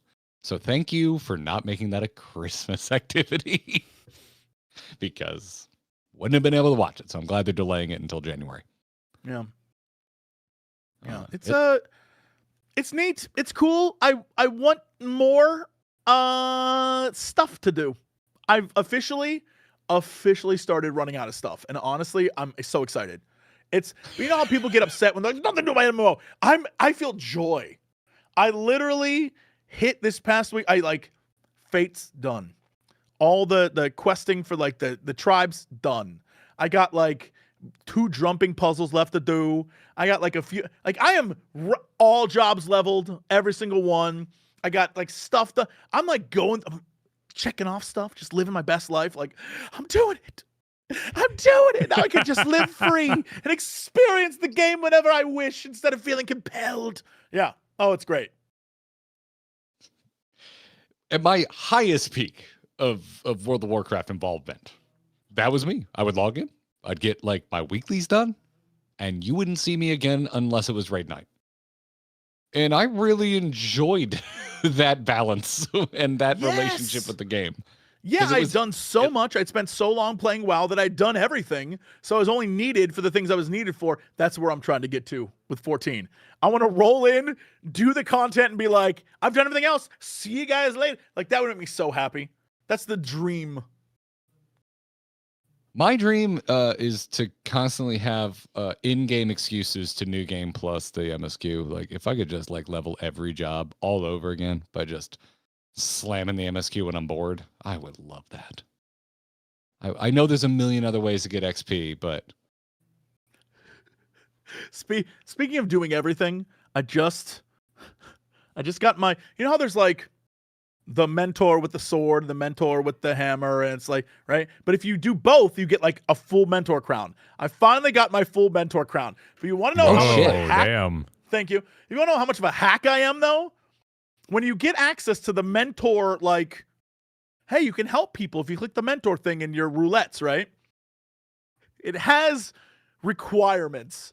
And most of them are like, oh, did you do all these old savage mode, like all these old hard mode things? It's like, no, I did not. It's like, sorry, you can't be a mentor. So I have the image, but I can do nothing of the mentor variety because I didn't do any of the hardest stuff from last expansion. Oh, I thought you meant like I wait 2 expansions because I don't want. I'm like, oh, I would rather not have a challenge. I just rather go steamroll that. So I haven't done anything from Endwalker on the like harder mode side. Well, if you ever want to, it's good content. Know 2 guys who would be happy to help. Would it take 15 minutes? And there's our problem. Probably. Endwalker Extremes, I'm like, in and out. I want in and out. I want to get my mouse. Quick. Let's go. Endwalker Extremes would be very quick. Some of them. Yeah, some of them. You just need extremes, I just need no extremes. Savages. Yeah. That's same vibe for me. Extremes and Savages have the exact same time commitment. I'm like, no, dude, I just bash my head against the wall. I mean, if you're talking about a single evening, yes, the Savages take many more evenings. I'm talking about a single evening. It's 2. I'm like, give me an hour. What can we do in an hour? Yeah, that's what I want. Quite a few Endwalker Extremes. Yeah. I bet we could knock 3. We wouldn't make it past waves though on Old Heidelin. That was a bit rough. Heidelin's a pain in the ass. Yeah, that's tough. There's some issues, but a couple of them. Do you have to do it synced? Would be very easy. I don't know. Maybe not. It doesn't say synced. It just says on the thing you're missing. You can't do these mentor roulettes because you're missing these. And I was like, that's so funny. And half the time there's like a mentor chat. I can't even get into it because most of the people in there. Hey, if you want to know what goes on in mentor chat, let me tell you. Oh, they can be unsynced? Dude, we can do this. We can get this for you. Mentor chat is a bunch of mentors. Maybe once in a while, like a new sprout will show up and ask a question, but it's honest to God a bunch of mentors saying the dumbest stuff you've ever seen. I like had to mute it. It is so embarrassing on a level that like I'm like, oh no, y'all are too much for me. It is crazy stuff. I'm like, it is like Baron's chat in there. I'm like, no. I got invited to it. Telling like jokes and shit. Like, yes, in my mind, I'm like, oh, the mentor chat is for new people to come in and ask questions. But what it really is like dudes going on 25-minute tangents about his ex-wife, and I'm like, I was about to type, my man, Nobody cares. And this is for like new players. But then I realized like, no, I'm just going to mute it and never go back there. I was like, this place is crazy. That was my experience as the Sprout in this situation. But I didn't blame it. It was new in 14, but I did Baron's chat. I wasn't surprised. Sure. It's just a lot. And now you have green text filling up your screen. You're like, I don't want this. I don't care about like the bad day you had, man. We all have bad days. That's why we're here. Like, I don't need you to vent to me. Like, please stop. And they just do, and it doesn't stop. It's crazy. I was at a random bar in a city I don't have a lot of experience in for Thanksgiving this year. And it's like late. Like actually on Thanksgiving, I'm just Katie, we want to drink, and like, okay, so we go out. Katie runs to the bathroom. I pull up to the bar alone. This just dude next to me just like looks over, goes, "How you doing, my man?" And I go, "No complaints." And he goes, without missing a beat, he just goes, "No one would care if you did." And I'm like, that is an insane thing to say to a stranger. That is a fucking insane thing to say to a stranger. For Halloween, we went out to this, we were in Chicago doing a live show. We went out to this Polish restaurant because everyone wanted to get Polish food. We go out to it, and they're having a Halloween party, and everyone's super drunk. We were like one of 6 people actually there to eat food. Everyone else there to drink and go to this party. And as we're sitting there eating, this guy walks over from the bar. He might have been like 70-something, and he's like, "Hey, another year, we're still alive, we're still kicking, we're not dead yet." And one of my friends is like, "Yeah, man, we're not dead yet." And this guy looks in, pauses, and goes, "I fought in a war." And we were like, "What, dude?" Wow. And then he takes his drink and he goes, "We're not dead yet." And like walk. I was like, "Someone check on him, please." Damn. Oh my God, jeez. Good Polish food in Chicago, though. Well, if he joined in on the not dead yet, he probably just wanted you to know how much weight there was to his, Which is, we thought it was just being, because the man walked up and goes, "Hey, we're not dead yet." And it was like, "Okay, yeah, man." And then he like goes, "I fought in a war." Like the change, the whole room darkened. It was like, what just happened? Yeah, this is why. Strangers, what are you doing? Stop talking to me. I don't know you. You're making it weird. It blew my mind because, like, not to make it an age thing. This guy was like clearly younger than me. I'm like, that is the most boomer reply I've ever heard from someone younger than me. Yeah. That sounds like some shit my grandpa would have told me. He probably heard it from his grandpa, to be honest. And he's like, it's one of those things that he keeps using. It's a phrase that he's like, yeah, it's always here. It's on the ready. Yeah. Yeah. It's like grandma's telling you that Superman does good. It's like, damn it, grandma. Stop. Just, you know what I mean. Could you just be cool once in your life? No. Apparently. So do you have any crazy story cooks for where you think the MSQ is going? Because boy, I don't even think I could point out what scenes I thought were from MSQ. We obviously are doing something with the old lady Lalafell. Shout out to the old Lalafell. I want that as a thing I can do in game. I want to be an old ass wrinkled potato so badly.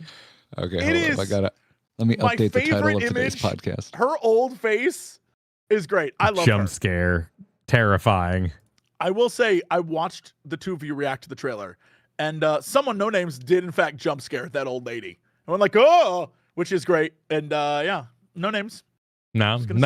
I think Final Fantasy XIV's old tech is impeccable and always perfectly on point. Yep. I want little JC to be an old Lala so badly. Like just decrepit. I want this. Because you never see them. You never see Lala babies and you never see Lala old people. I want both of those things. The technology wasn't there yet, Now we're advancing in the future. This is really nerdy. I used to age up my World of Warcraft main. Like every expansion, I would make his hair, cute. That's fun. Make his hair a little more ashy. If there was an in-betweener on wrinkles, I'd make him look a little more wrinkly. Although, in WoW, it's usually no wrinkles or the oldest man alive. Those are your options. Sure. But, yeah. But still buff for some reason. Like the buffest oldest man alive. Yeah. This, look at that old lady. I love her.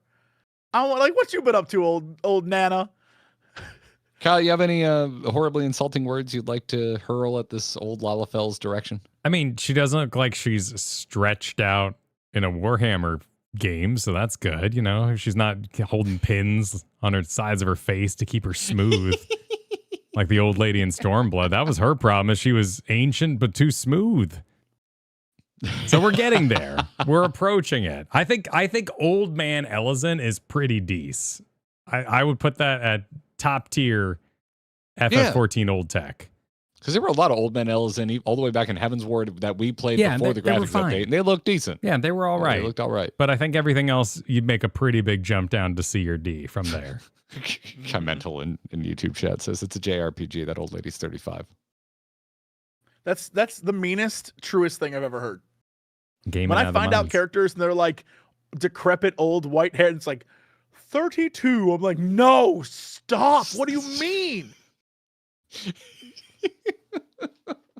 Like, if you were to tell me Godbert was 40 years old, I would be like, that checks out. Seems right. I mean, you can go white by 40, and he's got the body of like a 20-year-old. Yeah, I honestly have no clue what this patch is going to be about. I couldn't even tell you. I know we're starting a thing, and it's definitely related to the key. It's related to our little new thing. But other than that, couldn't even tell you what's about to happen. Which I'm here for. I think that's the fun. Yeah, and I'm glad it appears we're going back to the pre-Endwalker style of things, where you kind of wrap up the expansion by the 0.3 patch, and then 0.4 and onwards is kind of like a prologue to the next expansion. So, yeah, they although did it looks say like there's still plenty of Alexandria stuff going on. I can't remember if it was Yoshida during the live letter, or if it was after the fact in an interview, but they did say something along the lines of 0.4 is going to be kind of like the start of a thing, but 0.5 is going to be huge in dealing with what comes to the future. So I don't expect us to get a lot of information with this patch. I think this little 7.4 is going to be kind of like wrap up one thing, start another thing, but we're not going to get anywhere important in this next patch. It's kind of like when in 7.1 they were like, we should definitely go explore that place over there. Next patch, I have a feeling that's what's going to be. I'm okay with it because I'm pretty damn invested in the Arcadians. So if we're getting, the finale of the Arcadian story, which I do enjoy, like I'm totally fine if the MSQ just wants to take it slow. Yeah. And dude, the Arcadian stuff looks so good. There's a shot where I'm absolutely convinced we're going to get like either, because all the characters are present, either it's like the final cutscene and it's like we're taking down the chairman, or fingers crossed, Royal Rumble. I would love for the final fight to be everything. Just one giant Royal Rumble of everyone coming in, last man standing, bring everyone back for the greatest battle Cage ever. That'd be cool. That would be awesome. I don't think they're going to do that because mechanically I don't know how they would do that. But like, how? Yeah, what would the? I would love it if that was the case. Man, that intermediary raid back in Wrath of the Lich King and World of Warcraft, like I remember the TOC getting like a lot of crap at the time. Well, but dude, I love that they did a full raid versus raid fight. Like if you were Horde, you fought an entire raid team of Alliance and vice versa, and it worked really well. Like the tech was solid, and I'm just like, oh, do that. I don't know what you do, but because we don't like CC or anything like that in Final Fantasy 14. I mean, it could Not really. It would be really fun, and this is of course just a classic RPG thing to do. You set up all the bosses, you defeat them once. Later on, they are enhanced, they are changed, and you fight them in a gauntlet. One fight, your what's it called? Converter. What's the thing on your head? Oh my god! Why can't I remember the name? I'm so happy we're all forgetting. Oh my god, my brain. Yeah, it's like the whole. It's because you said the word converter, and now that's all that's in my head, and I know that's all wrong. I can think I of. know. Crap. Regulator. The regulator. So we have this art here where all the regulators are red, which is a language we know. But how cool would that be if what we would call page 1 on your guide or phase 1 was Black Cat. Phase 2, and you just have to fight everybody in order because they've all been mind controlled. Sure. I mean, it's interesting Maybe. because there's like some of them are on our team. So if we lose them, like, I don't know. So we lose them for the mind control. We could also do like weird tag team stuff.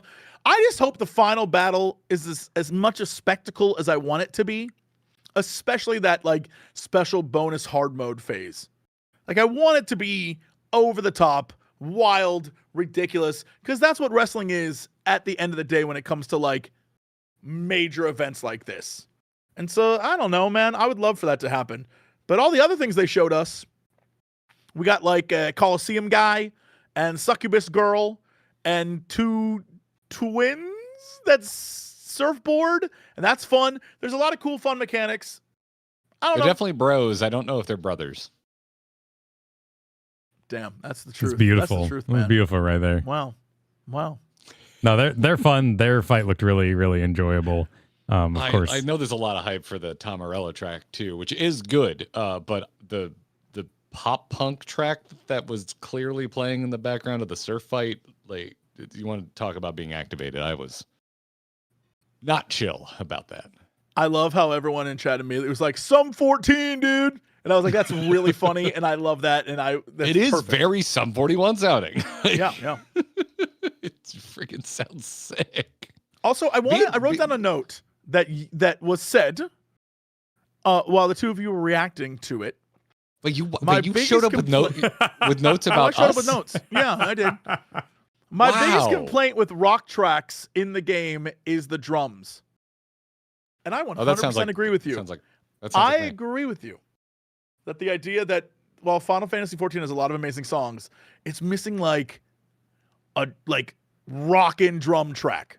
It doesn't have that. It's where you can really tell they're not using live musicians. Sure. Like it sounds programmed a lot of times. There's a few tracks that buck this trend, particularly in Dawn Trail. Music really took, I think, a pretty major step up in overall quality in Dawn Trail. I still like my favorite's Shadowbringer soundtrack. I love it, but just like the fidelity and complication of what's going on in a lot of the tracks of Dawn Trail is a major step forward. I'm still in this this is probably the grumpiest opinion I have of Final Fantasy XIV. Is like, this game it makes so much money. Just why can't Soken hire as many studio musicians as he wants for every track? Like, why are we still dealing with programmed instruments for a lot of the tracks? I mean, I guess that's just the way it's done, right? Because they will guess, do and that. maybe he prefers it. I don't know, but Sure, maybe he has more control over it. I will say, though, I also think, I was thinking about this for a while, because like, why is it the game doesn't have a lot of like heavy beats in songs? And I realized the ones that do. So if you think back to, oh my God, Suzaku. That fight's a dance fight. You're literally, and I was like, oh, I wonder if you stick a beat, like a drum beat in something that is really heavy and really noticeable, that players will start to time mentally things in their head to beats and think that and move, it could ruin your flow while you're playing. I don't know if that's the case, but that's what thinking about it way too long got me, is I was like, well, maybe there's like a rhythm thing, because when you think about other songs, a lot of the times people will be like, well, I couldn't understand the lyrics to this, or I didn't know how the lyrics to this work. And Soken was like, yeah, the lyrics aren't important. You're fighting the fight. The lyrics in the background are there to be a part of the song, but it can be gibberish. It doesn't really matter because you're there for the fight, not the actual song. Which sometimes I'm there for the song, let's be real.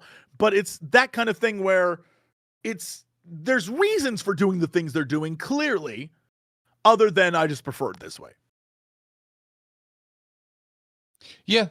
And I'm seeing folks in chat be like, think of the cost. I'm like, how is so many other games that make less money than Final Fantasy XIV doing it? Because tons of games use studio musicians and full-on orchestras. I mean, we just got the budget for Expedition 33. That entire soundtrack is orchestrated, with exceptions of obvious synth instruments. With that said, the soundtrack guy was fresh out the gate. You know what I mean? They found that dude And they were like, please work on this. So he's operating under what I assume are not industry standards. I don't know. I don't know the rules, man. I just play the games. Yeah. I'm just saying, like, that's. I understand that people are just like, could we get a little more of the funding back to 14, please? Like, I'm with those people. I'm with, like, let's spend a little more of the money on 14 that 14 is bringing in. Yeah, I wouldn't be surprised if the real thing going on is like Final Fantasy 14 make money, Square Enix take money. Final Fantasy 14 has to go ask Square Enix for money for their next expansion. You know what I mean? Like, we would like to do this, business daddy. Can we please have some money? And they would be like, how much do you need? And they'd be like, we need this, this, and this. And it's like, okay. You know, I don't think they just have loads of cash for 14. I think they get like doled out amounts from the big corporate executives. That is kind of the point I'm making. Yeah. So, and yet, again, it's like some mega corporations still find a way to get a little more music budget. So I'd like a little more music budget, please. I think Soken has earned it. I think that man, the only question should be, when do you need the check, not how much is it? You would think.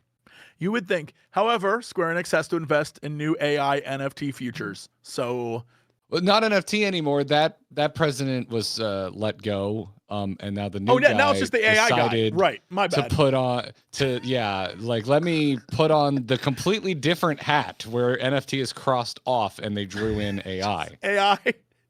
Yeah. Yeah. Yeah. Cool. Awesome. You love it. I, for one, constantly question our overlords. The fact that they literally just had like we're going to lay a bunch of people off within days of them being like, we're really going to invest in AI for quality control. And then within days, we're like, we're laying off all of our quality control people.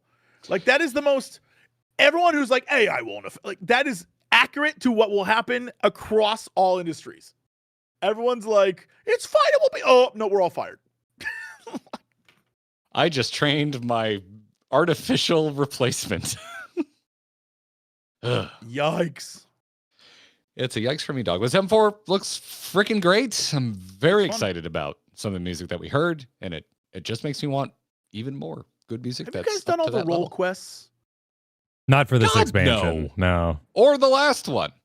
The last role quests, if you didn't do the Endwalker role quests, you missed. Those are amazing. The final one is like the coolest everyone back together moment. But this one, Dawntrail role quests are like a whole bunch of nothing. But the animations, they're doing some things. You can tell that the same people that are like goofing around in, Hildebrand are like, let's try this and let's do this animation. Let's try this. They really are kind of doing a thing, which makes me excited. But they're not good. You remember where you remember how beholden to spoiler concerns we were for a while there. Sure. So you remember when we used to take our sweet ass time and really play most of each patch? Did someone come in and just ruin it for you? Is that what I'm about to find out? Square Enix did. And this is a positive story. Square Enix ruined it for us positively by inviting us to Media Tour, and we went, oh shit, we don't want to be spoiled on anything. So we blasted through the Endwalker patch content because we wanted to be done with 6.1 through 6.5.5 well, at least 6.5 because I don't think 6.5.5 was out yet before we went to Media Tour. And so we didn't do any role quests. We barely did extremes, which killed us because we loved taking time to do our blind extreme nights. We just ran for it. And then by the end, it was Square Enix said stop stalling. Yes, Veltus. Yes, exactly. They were right. Square Enix was right on this. The stall was so strong. Like such a strong. We already finished Endwalker. Like the thousands of people who only watch MSQ were already gone. No, the story-wise, the spoilers are more on like, man, I'd sure like to see so-and-so. Wonder whatever happened to him. Role quest. And you'd be like, okay. And it's just a constant trip over, particularly Endwalker role quests are a constant trip over. That's what so-and-so. But then I heard they weren't voice acted, and I gotta say, really dropped my interest. They're not voice acted. That is a massive letdown. I lost my voice after doing them. But with that said, they are like, hey, one last hurrah with your favorite characters. Let's have some fun. and shockingly comparative to the Dawn Trail ones, which are like, it's about to get goofy. Dude, I'm so glad I didn't do this on stream, because if I had and would have had to read slowly everything that happened, it's the most nonsense. I was like, y'all, I can't do this. So I'm glad I did them off stream, because after a while I was like, okay, sure, yep. Yeah, but visually, they are stunning. There's so many cool things. So I was like, I'm gonna have to capture that for a clip that I'm gonna put in a video later. I know. I wrote down notes. I wrote down a note that said,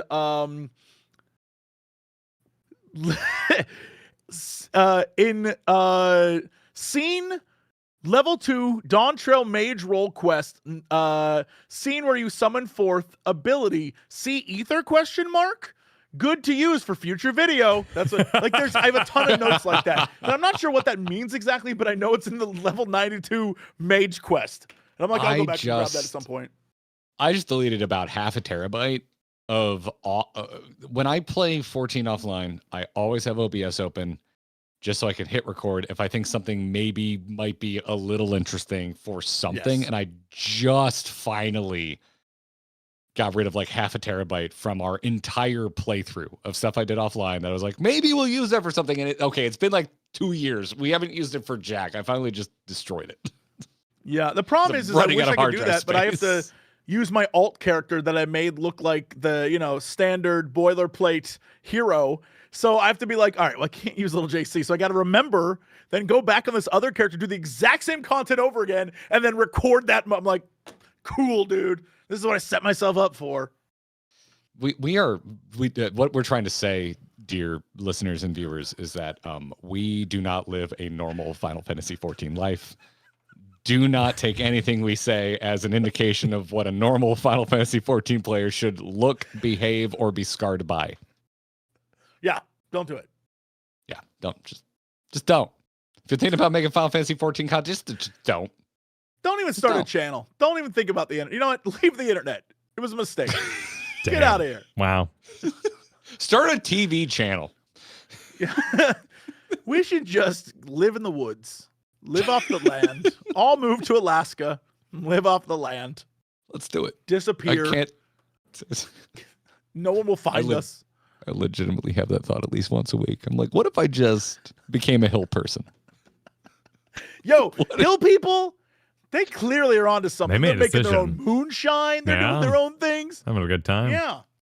Yeah. What if I just disappeared? Kyle's like, what? Just, you'll never know. I'm just up in the Appalachias, just hiding, talking to squirrels. Well, this is already a absolute balloon of a podcast, and I would love to have you yell at me about Dispatch and Expedition 33, but I'm not sure we even have time. It's all right.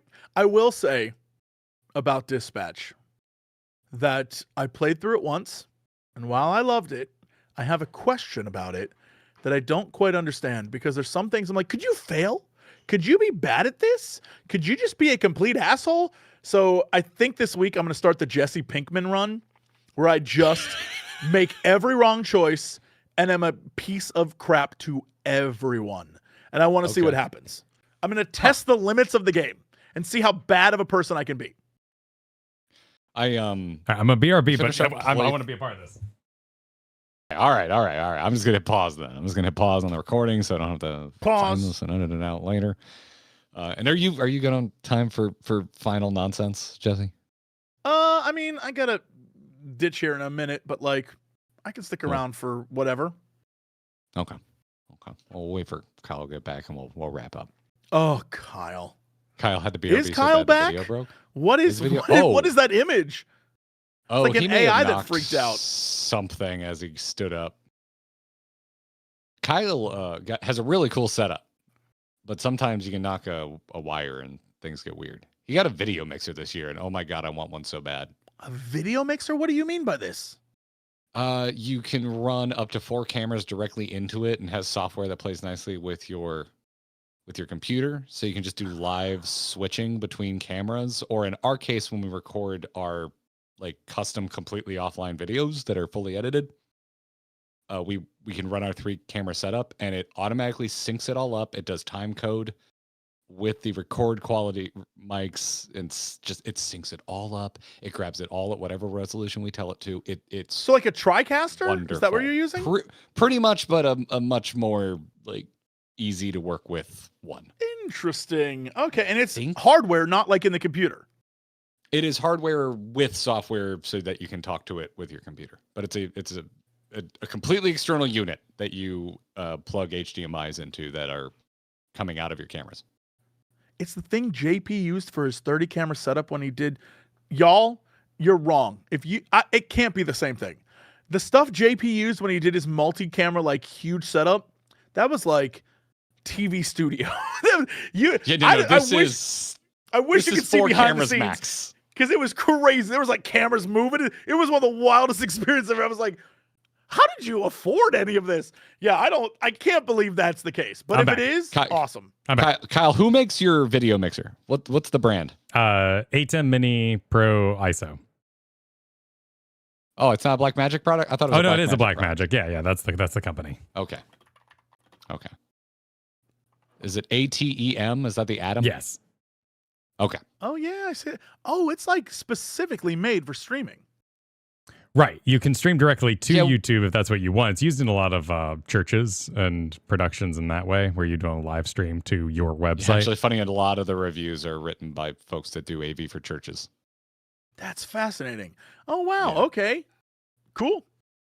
Works really well. We love it for our 3-camera setups for when we do video records. You guys, are you going to get, easy. I love how down below it shows you accessories, and one of them is the Feel World ATEM 156 4K quad split monitor. I now want that, and I don't know why. I want a quad split monitor, dude. What? Wait, is it a screen that will show you all full cameras? Because if that exists, yes. I do want that. Yes. That's crazy. God, that'd be great. Like, that would be wonderful. You can have it over here and be like, these are my 4 screens. Like, that's so professional level that it's very funny. I wouldn't even know what to do with it if I had it. The only thing for live production at one time. We almost never use it live because we usually don't need more than one camera. We've only used it for opening magic cards so we could have a secondary camera pointed at our hands. Yeah. Like that's By the way, only reason we've used it for live production. Just got this in. Very excited. Chocobo bundle. It's the brand new holiday one they just released. Oh, right. Yeah, I've heard about that. It's not a bunch of cards. It's literally just one of those bundles that has like, it's got a few things in it. We'll see. I was going to open that on stream, but then I was at the store and then I saw this. Y'all, I'm a mess. I don't even care about this. But it's this one. It's the collector's boosters of Avatar. And I was like, well, I got to buy that. And then because I was at the store, I was like, well, if I'm going to be on camera opening things, I got to do other things besides opening. So I'm going to put this together while I'm on stream. Related. Look at these little guys. Perfect. I love them. They are cute. They are very cute. Phenomenal. Very well done. Kyle has BRB'd. To wrap up, the only thing I was going to say about Dispatch, which without getting into specific spoilers, anything. Yeah, I don't want to spoil it for anyone who wants I'm not going to say shit about anything past episode 2, but we did finish our playthrough on Friday, beat the game. I really enjoyed it, is what I'll say. I'll say if you're listening and you're out there being like, hey, should I play this? Should I not play it? I loved it. I loved the really early Telltale stuff. That first Walking Dead game still is like one of my favorite game narratives, and I like it better than anything in actual Walking Dead. It's just really freaking good. But I'm like super smitten by Dispatch. It's the first one of these types of games where I really like the gameplay as well. The actual dispatching is really fun. That's like, I love the story. I love the characters. The gameplay, the dispatching part hits me in a place that like I didn't know I hated, because there's like a perfection aspect to it. Like, you're trying to get people to do things the best way they can. But the problem is the game will actively try to like mess with you, right? And in me, the same guy who's like, I'm going to play this game on easy and then bump it up to the hardest difficulty right before the last thing. That guy's like, I can't perfect this. Why can't I perfect this? There's like something in me. I do not like it, and I don't know why. It's not bad. There's nothing wrong with it. But the part of me that needs to have like, surely there must be a way I can do this correctly. I lose my mind every time I do it. That's interesting. Thankfully, I it can see fizzles that. off towards the end as you play. It's less and less as you go on. But like, I don't know why. That mechanic drove me crazy. So Let me tell you, Kyle. Yes.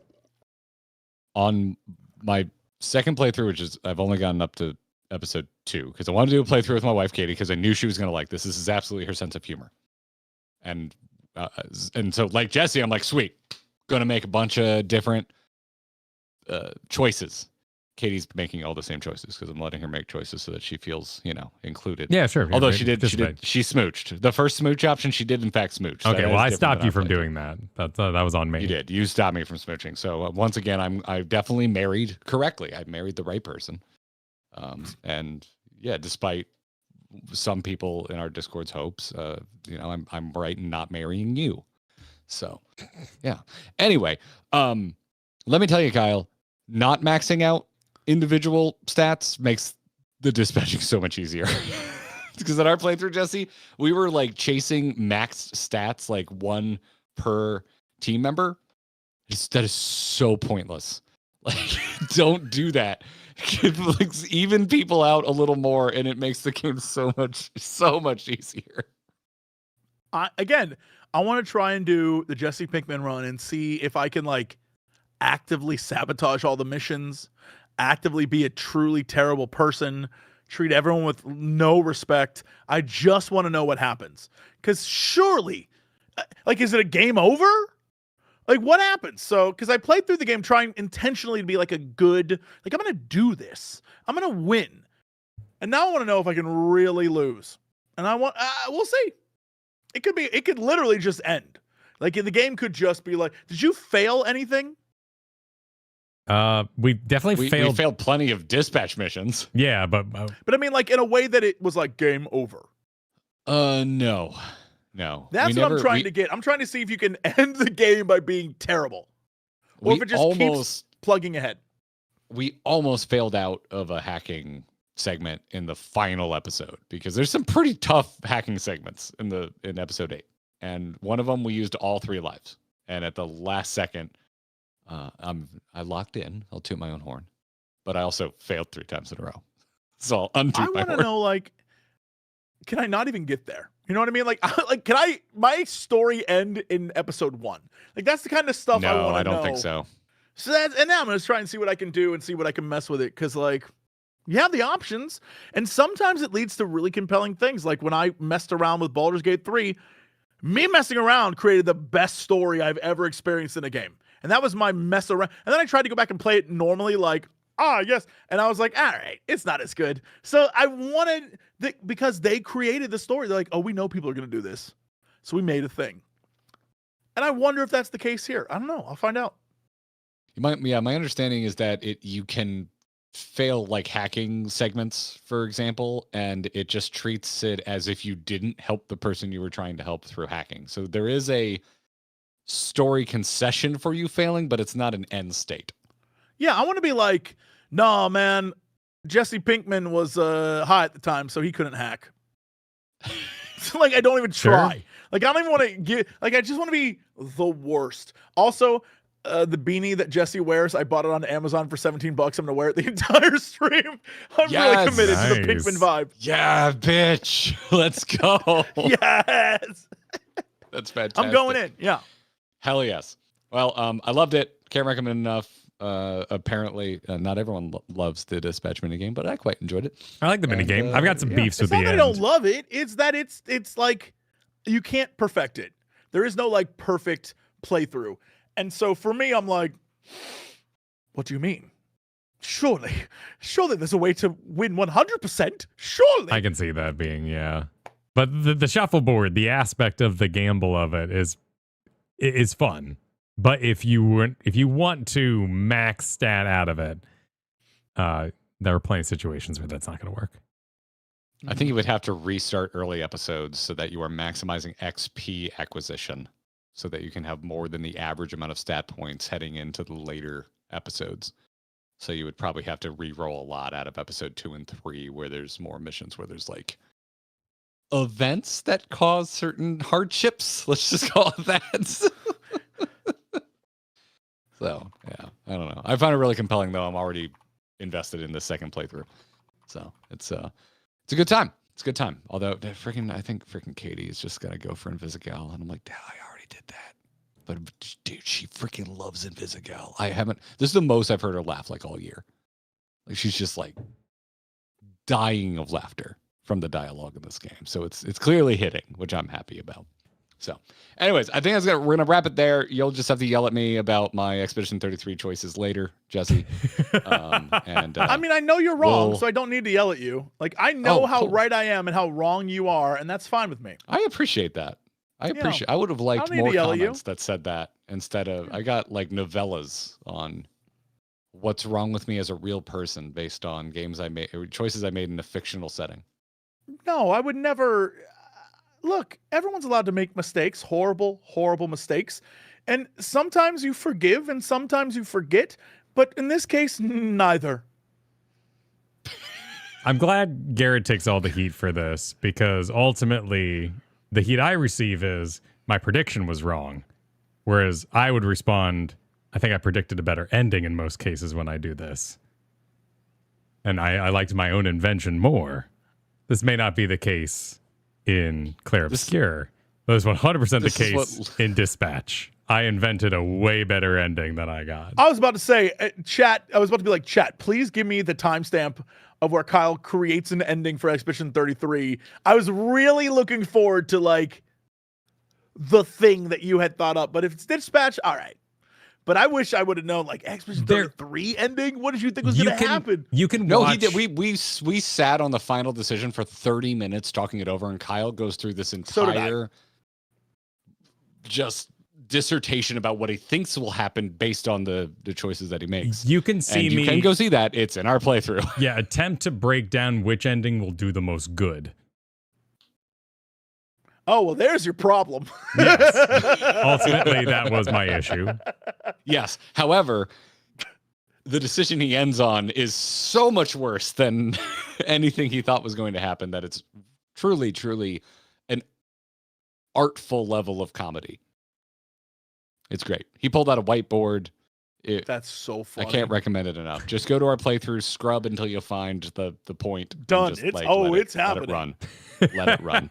So, before we leave, we want to give a shout out to folks supporting us. Thanks for supporting us on the Patreon. All you fine, wonderful people out there. You can check it out at supportourbromance.com. Brad M., you signed up recently. We want to give you a shout out, and we want to thank Sean B., Lost Mythic, Servon, Compside, Jedi, Bloodsy, Von Snugglegore, Vane, Shinny Geo, Jerry T., Sean and Jen, Vernacular Ham, Brahm, Vasilius, Main Take Maisie, Pins and Eels, Drenot, and Catwolf as well.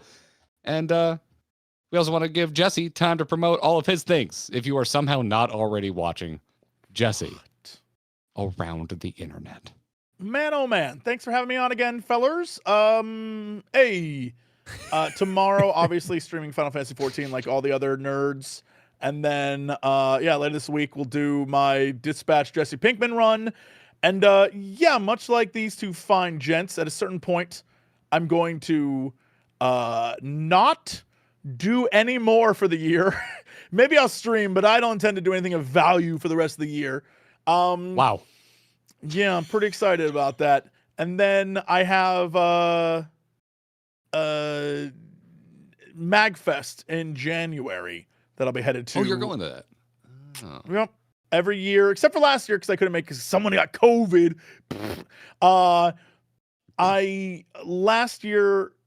Every year except last year, I host a show they do there. That's like a game show, video game themed game show. It's super fun. Last year, the wonderful Elizabeth Eastman filled in for me, and then this year we're both doing it together, so it'll be even more fun and goofy. And it's an excuse to wear my smoking jacket, my ridiculous like old timey smoking jacket. And I love that thing. Is that where those photos are from? Yeah.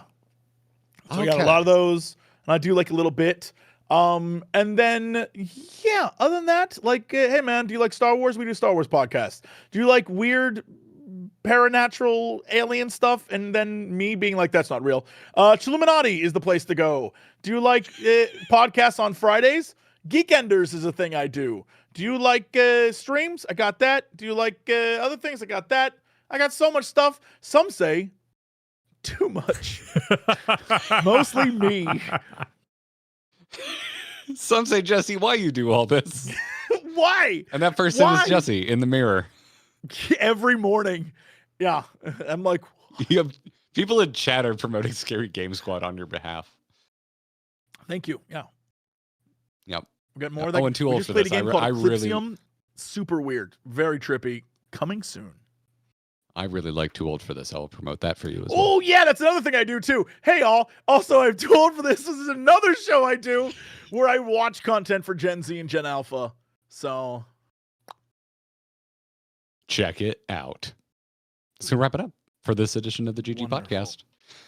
Well, next week is the last podcast of the year, so tune in for that. Bye now. Woo! I even forgot Cox and Crendor. I do too much, y'all. I realize my week is filled. Well, thanks for making time for us today. And My next pleasure. week. Thank you. And all weeks. You're Anytime. Filled with more choices than a Telltale game. Yikes forever. Actually not. You kind of just get railroaded in a certain way, but like still, It goes, pretty good. yeah, it goes back and forth and back and forth. You realign with the continuity constantly. Now, Argue Claire Obscure. Jesse's got to leave. Like, this I have to might be go. the longest podcast we've ever done. It's all right. It's all right. I enjoy talking. I realize this is a problem I have. I feel like I don't shut up, and poor Kyle sits there, looks like I have stuff to say. And I'm like, I want you to say stuff, but then my mouth keeps moving. And I look down, and there he is, like, I too would like to add. And I'm like, blah, blah, blah. I talk lots, and I feel terrible. And I want to stress that. Well, You do. I mean, you make your own podcast, so you understand how nice it can be as I talk over Kyle when someone else does the talking every once in a while. I'm producing. No, I honestly, you say a lot what's on my mind, and I know that I would make it 1/3 longer, and I choose a tactical decision. But that's the third of length that I want, baby. I know. I want that third. I know. I don't. I want you deep inside this conversation. I don't mean to, Mr. Frodo. I don't mean to. I also want to shut you up because you're usually. I didn't notice as much this episode, but you're very good about going, Garrett, what do you think of this? Or Kyle, or when Mike is here, or when Jordan is here, you're good at doing the throw, almost like you get paid to host things. Yeah, you're a good host, even when you're a guest. All I want to do is hear other people's thoughts on things, but my mouth keeps running, and I can't. It's like unstoppable. I will say, go back, watch this episode again. I will say a thing, and in my brain, it will literally click, shut up. And I'll be like, or whatever, and just stop talking, hoping someone else will talk. Because I'm like, I've talked too long. It's a problem. I mean, well, thank you for talking too long. Yeah, and the important thing is, well, we had Warhammer We 40K today together. That was really dude, nice. and I'm so excited. That was freaking sweet. We're on the same page. All right, I'm gonna please go do anything without me. I'm out of here. Live your lives. See you soon. We'll see you next week. See you next week. Bye, guys. Bye, dude. Can I just? Oh man, I think if I just do this and then I do this, that was an effing blast. I had a lot of fun with that chat. That kind of hope y'all enjoyed chat. I had a good time. Interrupt the old man, says Morito. That's our secret, Morito, over on Twitch chat. We're all old men. All of us. Yelling at clouds, the classic. All three of us. All three of us are old men. And that's not bad. All three of us. No, that was a great conversation. Chat. I tried pulling in. I think we missed a lot of membership chats and supers and stuff. So I want to give some thanks here. Our Wojo, thank you for the 43 months at the very start of stream. That is an exceptionally long time. Artist Mom, same to you for the 34. It's it's not a contest. If you're here for more than a month, like if you haven't realized your error after 1 month of membership, I really appreciate it. So thank you for the support. I'm yo, what's up? Said, hey everybody, and it's always a pleasure to see Jesse. It's always a pleasure to see you, Jine. Thank you for joining us. Aurelio said, do you guys think this will be kind of an episodic release? Because I don't see this happening before 2030. That was the FOTOR, the Fate of the Old Republic. I have no idea. The CEO got on Twitter and was like, it'll be out before 2030. I'm not getting any younger, but that's a long time. Is it going to be like December 30th, 2029? Like, I just don't see it. It's a brand new studio. How much could they possibly have done? I don't see it. I just don't see it. So it's not a contest, but I'm still looking forward to my challenge coin. Avane, you deserve like your own special challenge coin. Right now, so Garrett already knows, but I just want y'all to know I've been accepted in the DBD creator program and officially a partner creator for the game. Dude, I know how hard you've been whoa, nice, working on that and manifesting that for yourself. I'm so freaking stoked for you, dude. That's awesome. Massive congrats. Joshua Stingley using their 43-month membership message to cheer for DOS is the type of shit I live for. Yeah, that's here. Community. Well done. Well done. Yeah, frick yeah. Let's all get a W space DOS in chat for DOS. I would really appreciate that because that freaking rules. That's really cool. And keep us up to date on the content that you're making, dude. I'm happy to throw you a promo in here. Manuel, as the WDOSes come screaming in, hell yes, let's freaking go. Manuel, a lot earlier said Hypergriff not beating the allegations of being a music label masquerading as a game studio, still vibrating about the release. Finally, Soonfield. Yeah, it's the Enfield studio. I had this whole sub thing where I was going to talk about how I just learned this weekend that none of these gacha games are made by Japanese studios, and I found that surprising. Huh. And we just didn't have time to talk about it. Oh, that's interesting. All the big ones are made by Chinese studios. That makes sense. Yeah, that makes sense. But they hire famous Japanese voice actors and spend a ton of marketing money on advertising in Japan. And then Astrobot was also made by a French director. Oh, I didn't know that. So, you know what? Maybe none of this matters. Maybe. I mean, if you just make a good shit, like, I don't think anyone really cares. Like, that's kind of the cool thing about living about making shit on a global stage. Like, yeah. I totally believe a lot of them are from the same studio, but they're cheaper to produce. Well, yeah, you got the Hoyoverse. So yeah. That whole thing's going on. Shout out to Kuzuki, Grey Witch, freaking Steve Schultz, Phantom Ghost, all using membership messages to cheer for DOS. That's amazing. That freaking rules. Man, we got a good thing going around here. Some good folks. I'm happy to be the most negative person when talking about ATB so that I am the most negative thing about this community. You're drawing the line. Yeah, if you go past Garrett, you've gone too far. You've gone too far. It's a good skill to have. Don't be meaner than me. It's measurable. Why would you do this? I am the line. Yeah. Did you go past me? All right. Well, there you go. Damn. What are your rules and guidelines? Marco, Garrett. G is very negative. I'm so negative. I'm so toxic. The character Toxic was modeled after me. Every part of that character in Dispatch. Every single part. We don't know that. We played with the sensor bars, but don't answer that question. Believe me, I saw it. You played without the sensor bars? Nice. Yeah, I'm playing at home in the privacy of my own house. That's true. I don't know. I want to see some nipples, man. I can see Kristen doing sensor bars because sensor bars are funny. Sensor bars are funny. I thought the sensor bars were way too big to be funny. And you like they're more funny. I like when you have to animate it like swinging. Like I like when you take into account the pixels within it. I also think they need to be a little revealing. Mosaics are funnier than sensor bars. Like doing the pixelated blur is funnier. I believe word is that mosaics don't work though when it comes to AI scanning because it will make assumptions on what the shapes are, and that'll basically trigger. That's a freaking shame. You know what's not a shame is that Marco is in chat promoting Ace Combat 7 being on sale for $5 right now. That is not a shame. That is on point and hilarious. That's what that is. I played something on N64, man. Was there Ace Combat on N64? No. I'm telling you right now, that's not what you play. You know what? I've had experience with jet games that are stopping me from trying one. I guess I need to put that behind me. Is this on PS5 or Xbox for $5?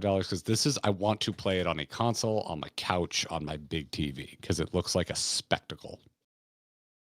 That's what I want to do. Here, Metal Gear Solid in the air. Okay. I'm sold. That trailer for 8 looks sick. What was this thing? Aero Fighters Assault. No, I see why you thought what you thought. Looks like it's made by battle tanks, but I don't know if that's true or not. It does look like a battle tank's ass, but that's also just how we were making covers back then. Yeah. Eric, a lot earlier, think of the super chat that just said "My life for ire" when we were explaining attack move. Hell, freaking yeah, one of the real ones. Yeah, that looks like shit. Well, yeah, it was N64, Marco. What do you want from them? They were dealing with 64 bits. They didn't have much to work with. That's all they had. Maybe 68 if you got the expansion pack. Wasn't that 4 extra bits for slightly better anti-aliasing in some games? Hell yeah, you need that Donkey Kong. You just straight up couldn't play Donkey Kong without it. I remember Rogue Squadron looked better with it, but you could play it without. It's only on sale on Steam. Boo! I mean, I love Steam, but I sit here enough. I want to play the Jet game on my TV. Kotar. Used 34-month message, said, I'm about 30 minutes behind y'all, so I'm not going to try to comment on what's going on, but I wish y'all a happy holiday season. Oh, thank you, Kotar. Happy holidays. You have a good one, too. And I wonder what we were talking about 30 minutes ago. Yeah. Welcome to Area B7R, the round table, says Imarashi. Is that a... it links me to the Acepedia wiki page. Yeah. Yep. All right. So this is still Ace Combat. Okay. Marco, is your like goal in life just to make me an Ace Combat and Warframe like stan? Is that like your whole goal? Because like it's starting to work. is the point I want to make. I mean, we're all going to go collectively insane, but the insanity is very much like, take this Warframe, go into a corner, you can stream it if you want, completely by yourself, and come out when you're done. I think that's what I should do. I don't think the way it dishes out story early on is conducive to a co-op environment. I completely agree. I had I had a more immersive time. Excuse me, I butchered that sentence. I had a more immersive time when I played it by myself. Yeah. And I struggled. I'm still worried that I just don't like how they dish out story in the early parts of the game. Like, I call it FaceTime. I just don't find that very compelling. But because a lot of it flows when you're out of combat, because when you initially get on the ship, there's no one on it, and you just get to walk around and look out the windows and stuff. It works. It works a lot better. Maybe. I like cutscenes? Give me a cutscene. Yeah, no, I don't know. Ace Combat's going to be a tough sell. I just did a Google search for are there monsters in Ace Combat, and it did not come up. It didn't even know what the hell I was even searching. You are nothing if not consistent. At the very least, is there like a technovirus that controls a plane and maybe makes its cockpit glow red or something like that? Because I've no doubt that there's like jets that are spikier because they're from the bad guys. But does at least, do people go insane in the jets? Like, can you get into sports anime or slice of life anime? Like, sometimes. Can you get into anything real? You don't like Top Gun? It was okay. Wow. Yeah, but that's no like hit against it. I haven't seen the new one, to be perfectly fair. It's the first one again. Yeah. But to me, that's a positive. It's good. Huh. Chaos Jets. Yeah. It has to be like, what was... I think it's what makes you compelling, dude. but you're an enigma because you like the most surface level popular music. But when it comes to non-surface level, really nerdy pursuits, you have the like deepest cut hipster insane takes. It's well, you have to remember the music takes are very much, you can find farts funny or you can't. You're still gonna fart as much for your whole life. Like you might as well dance to Imagine Dragons at Target because it's gonna play anyway. And so by nature of being exposed to it and wanting to have a good time, it just naturally becomes something I find enjoyment in. But you're exposed to so much pop culture because life and you're friends with me. Sure. But so why don't you just dance to Breaking Bad? But that just looks disturbing and sad. You know? That's all that is. You played Expedition 33. Yeah, and it's affected me for weeks. You know, I was kind of down and out for a solid 36 hours after Dispatch. You know, like they're emotional, though sometimes, and that's the rant, that's the dice. You know, that's the dice factor of it. Like Dispatch made me feel really good. I cannot overstate enough how heavy lifting the Reavers did in Firefly. Like, even the potential of that happening at any point carried immense weight throughout that entire series. They're just shitty zombies. And it was fucking amazing. The Reavers, to me, are the lamest part of Firefly. But that's that they potential. paid off in the movie, but they never paid it's off that in the potential that happens sometimes. Okay. Chill. Yeah. You're a real theater of the mind guy.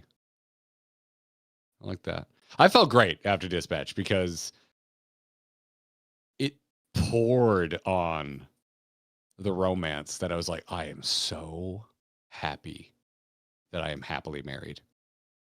Like, I had big, like I had huge fuck, I love my wife energy at the end of Dispatch. Just like, oh, thank God. If I had played that and was single, I think I would have been depressed for months. There's so many properties like that. I did not like watching anime while I was single much. It had to be very particular shows that were very predictable so I wouldn't get randomly crit. Yeah. I'm not necessarily, I don't think I'm determined to make Kyle watch things that will bum him out for a week's era, but Breaking Bad's just a good example because it is pop culture. It's like intensely pop culture at this point. But yeah. Also, there's just a certain point where Kyle has shot down so many recommendations that I have become a bit hostile because he's never going to do anything I ask him to. So that's not true. I watched all of Castlevania, and you're like, "That's great." I never watched it. Well, that was one that I was just like, "How the shit have you not watched this? It's literally about monsters." No, and that's it was the in because of the rules the many and hyper specific rules you have set out in our friendship for what you will and will not watch. Castlevania was like the dumbest thing that you refused to watch in my mind, based on the rules. Again, it's not me judging you. It's me going, all right, all these things Kyle has shot down, and it's for these reasons. And I remember you had just had a really flippant kind of like, I'm not going to watch that shit. I'm like, dude, it's like literally checks all the boxes of the years I've been friends with you. That was it. I didn't really care because like I watched a few episodes, thought it was cool, and then I got distracted. It's not that I didn't like it. I started watching something else. But yeah, I was just, and then I was also like, oh shit, that's what I wasted my got you to watch it on was the thing I didn't even keep watching. Like, fuck this. Like, yeah. But no, there is a certain level of, I'm never going to win with him that I'm just like, oh, fine. I'm just going to keep pushing Breaking Bad because it's, it's pointless anyway. I know I may be wrong but I also know that my return on investment is extremely based on me enjoying it because I knew if I watched Breaking Bad, people would be like, I know, right? Like, you want to talk about it? No, not really. Like, it's the majority I would want to things talk about it. People want to talk nonstop about. They just kind of give like wasn't that neat? I would want to talk about it. I would want to talk about it. I will say, like, legitimately 110% sincere. Like, the number one thing I want you to watch is Twin Peaks. Oh, It's the I number know one that. thing. I know that. I am like actually dying, and I want you to start a corkboard. Like, this is entirely selfish, and I just want to tell you right now, I want you to watch Twin Peaks. I want to do something with it, and you must corkboard your thoughts as you go through it. That one, I know that one is just, I mean no disrespect. I know you don't. Yeah, I don't take it personally. That one is legit, like... I just want you to know I'm foaming at the mouth because I know how much I would enjoy you watching Twin Peaks. That's it, man. That is freaking it. That is entirely selfish, and I'm impatient, but I'm not angry. Like none of it's there's no grumps. I know it would be hard for you to start. I don't think it would be hard for you to continue though. I think there you would hit a certain point where you're just like, what the shit? And you would keep watching just because of the question, what the shit? Interesting. Yeah, it's big what the shit energy. So yeah. Did Garrett see that Chainsaw Man author has it's Delicious in Dungeon as one of the mangas he could talk about all night? That's fine. I don't need to watch everything that he likes. It's okay. You know, Jesse likes Tool. I still like Jesse. It's cool. It's all right. Yeah. Yeah. Incoming from Stonehenge is a quote from Ace Combat. My God. Okay. All right, Jersoini. Huh. Imarashi supered. I'm a little behind, but additionally, they sell Garrett on Ace Combat. The Canyon Run, like in Maverick, where they stay below AA, is a common AC trope. Oh, I do love that. I do love having to stay low in any sort of flight game. That is fun. That is fun. Frozen Hunts said, always a good day when Jesse's on the podcast. I agree. It's a good time. Stitches. Thanks for the 27 months. The locked camera was done because it made the game look cutting edge real at the time. Oh no, I know why they did it. And I've enjoyed other locked camera games like DMC and the original God of Wars. But in a game where you're supposed to shoot at things, the locked camera sent me as a young child. We're talking about Resident Evil, right?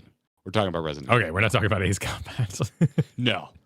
No, Jesus, could you imagine a locked camera flight game? That would be insane. That would just be a arcade shooter, right? I mean, if it's top down, but that's still not locked camera. It still follows the anyway.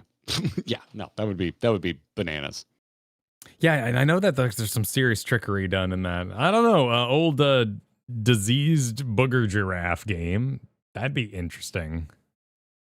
Oh, you're talking about Resident Evil 6? Yeah. The booger giraffe. Yep.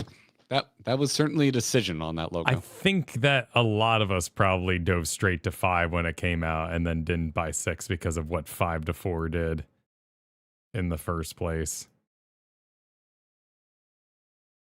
Yeah.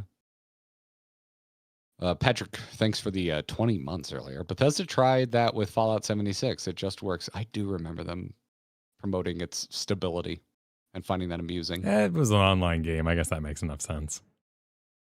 But it had a lot of issues out the gate. That was the funny part. Grey Witch, thanks for super earlier. As a freak who plays on active, I'll say FF13 is where ATB was perfected. That's got to be a hot take, right? Like, man, people love dumping on FF13. I think it looks cool. I'm excited to get to FF13. Plays on active. I'm assuming that means like you play like actually active time battle and not wait active time. Oh, yeah. Okay. I see this. Yeah. Yeah. See, time to I hate FF13 was about 15 seconds after mentioning it. Granted, it was immediately followed by FF13 is a lot of fun. So, yeah. Can I send in a video of a guy drifting his jet in AC-7? Yeah, you can tag me in the Discord. I would love to see that. I'd love to see that. There's a scene in, I think it's Last Jedi. I think the very beginning where Poe Dameron drifts an X-Wing, and it's one of my favorite vehicle shots in the history of vehicle shots. It's awesome. Yeah, yeah. Of the many sins that movie committed, it was that is not one of them. No, that is one of them. Really? That opening was really sick, and it was a hope setter. Oh, so that is a sin. Oh, okay. Yeah, yeah. I've really calmed down on Last Jedi. I like it. After Rise of Skywalker, I like Last Jedi. I thought that scene was in its element, man. I was really stoked watching that bit. Yeah, I remember being really annoyed that people were complaining about the bombs. I'm like, it's Star Wars. The tech has never made any sense. I love the bombers. I thought it was really effective and cool. That was with the sister, right? Yeah. I remember people complaining about like gravity and space. I'm like, well, yeah, if it's starting in a pseudo gravity environment of the ship itself, the momentum would carry in the vacuum of space. And we've never really worried about the vacuum of space that much in Star Wars anyway, because why have we ever fought on a single like level field in the first place? That has never made sense. You're suggesting that the gravity drive inside the ship creates gravity to propel the bomb out the hole initially, and then it rides that gravity through space. We can already infer that they have artificial gravity in the ship because they're walking on a horizontal field with gravity. So you're suggesting that is the rather than a launch mechanism, it's the initial gravity is what causes the bombs to. That's a cool idea. And if you already have artificial gravity and it is a vertically affixed ship, which it was, why not use the pre-existing artificial gravity to your that never bothered me because there's bombers in Empire Strikes Back who bomb asteroids. Yeah, we had TIE bombers and Empire. It's Star Wars. It's all made up nonsense. We have sound effects and fire in space. Who cares? Imagine being mad about that when the ring happened. The ring? Yeah, when she unfolded her ring to reveal she was in the Resistance. Like, pick something to actually be mad about. Was that Last Jedi? That was because that was her sister that was set up in that. Oh, that shit was stupid. Yeah, I'm with you. The ring was dumb. Listen, it's not a perfect movie, but overall, to me, time has been kind to Last Jedi because Rise of Skywalker happened. You know, we don't grind dungeons much on stream at this point, so we got to get it all out somewhere. Our Star Wars. Yeah, we got to have a Star Wars battle somewhere. Yeah. It's been a while. Feels good. Yeah. PRO said, as a veteran of Mentor Roulette, actually completing that shit as a second job. That's what I've heard.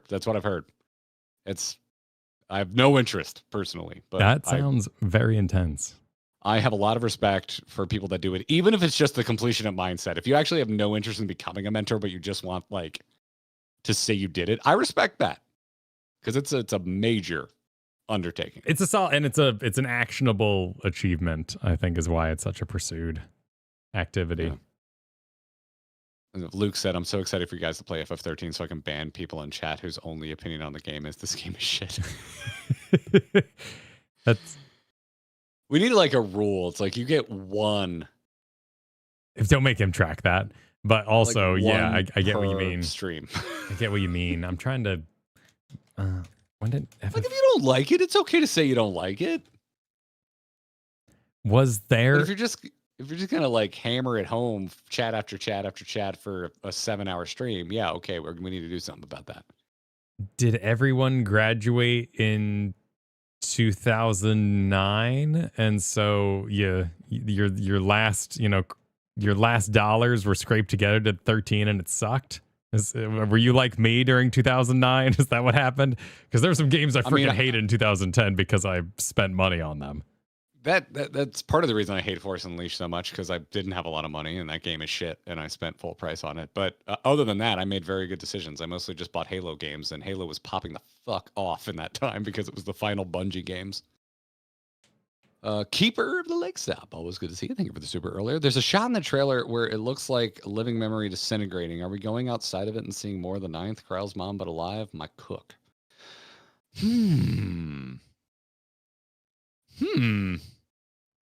I'm curious who that. I just assume it's like a grandmother, or someone. But I guess their mom would be older at this point.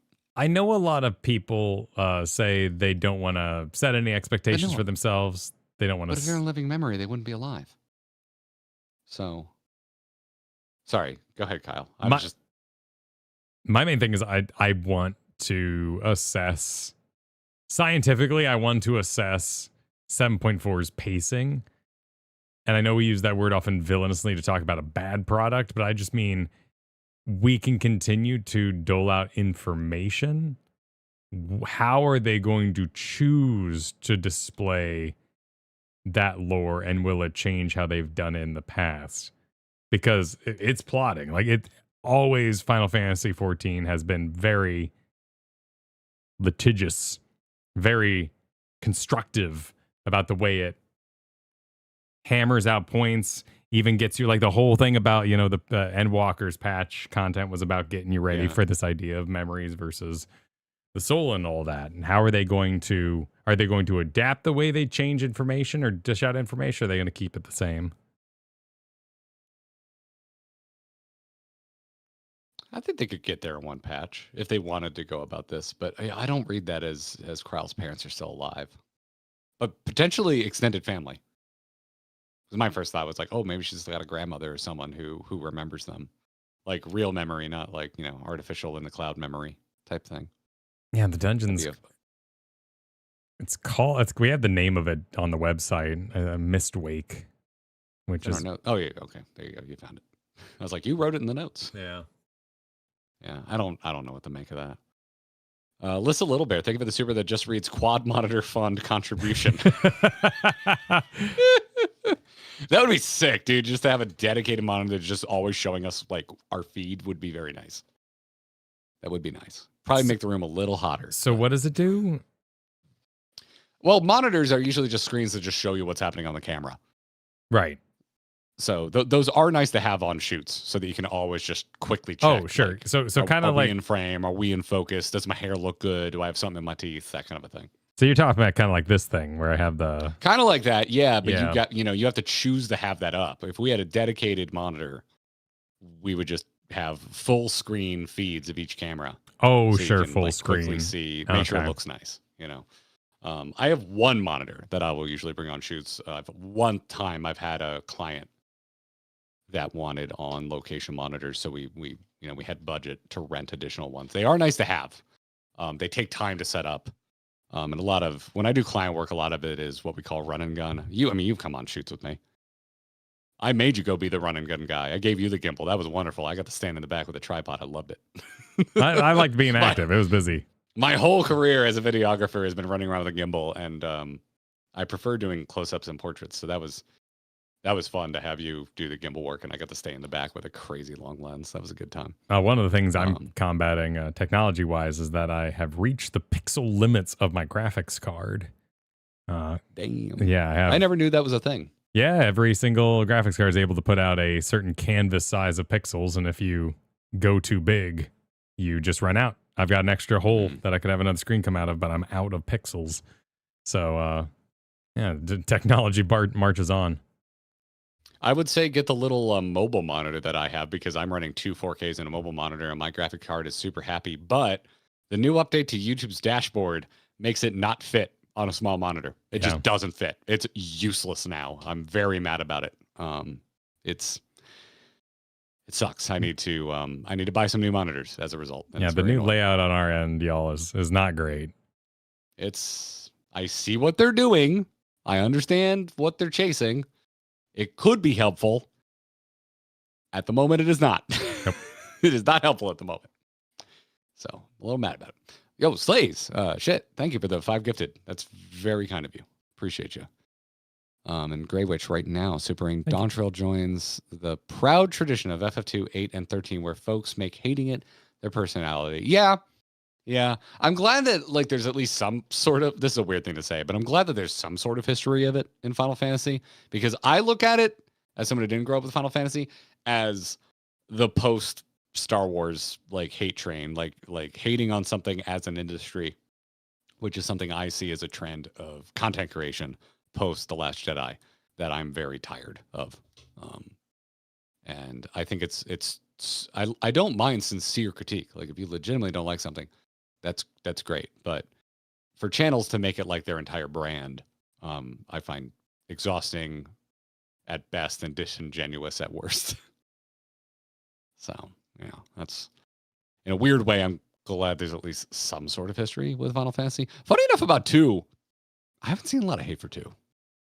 I see a lot more hate for 3, and maybe I just pick up more on it because I also don't particularly like 3. I would say 3 of the ones we played is the weakest for me personally, but I think it was a terrible game by any means, but I definitely think it's the weakest we played. So, I don't know. Isn't that a thing WoW players are into?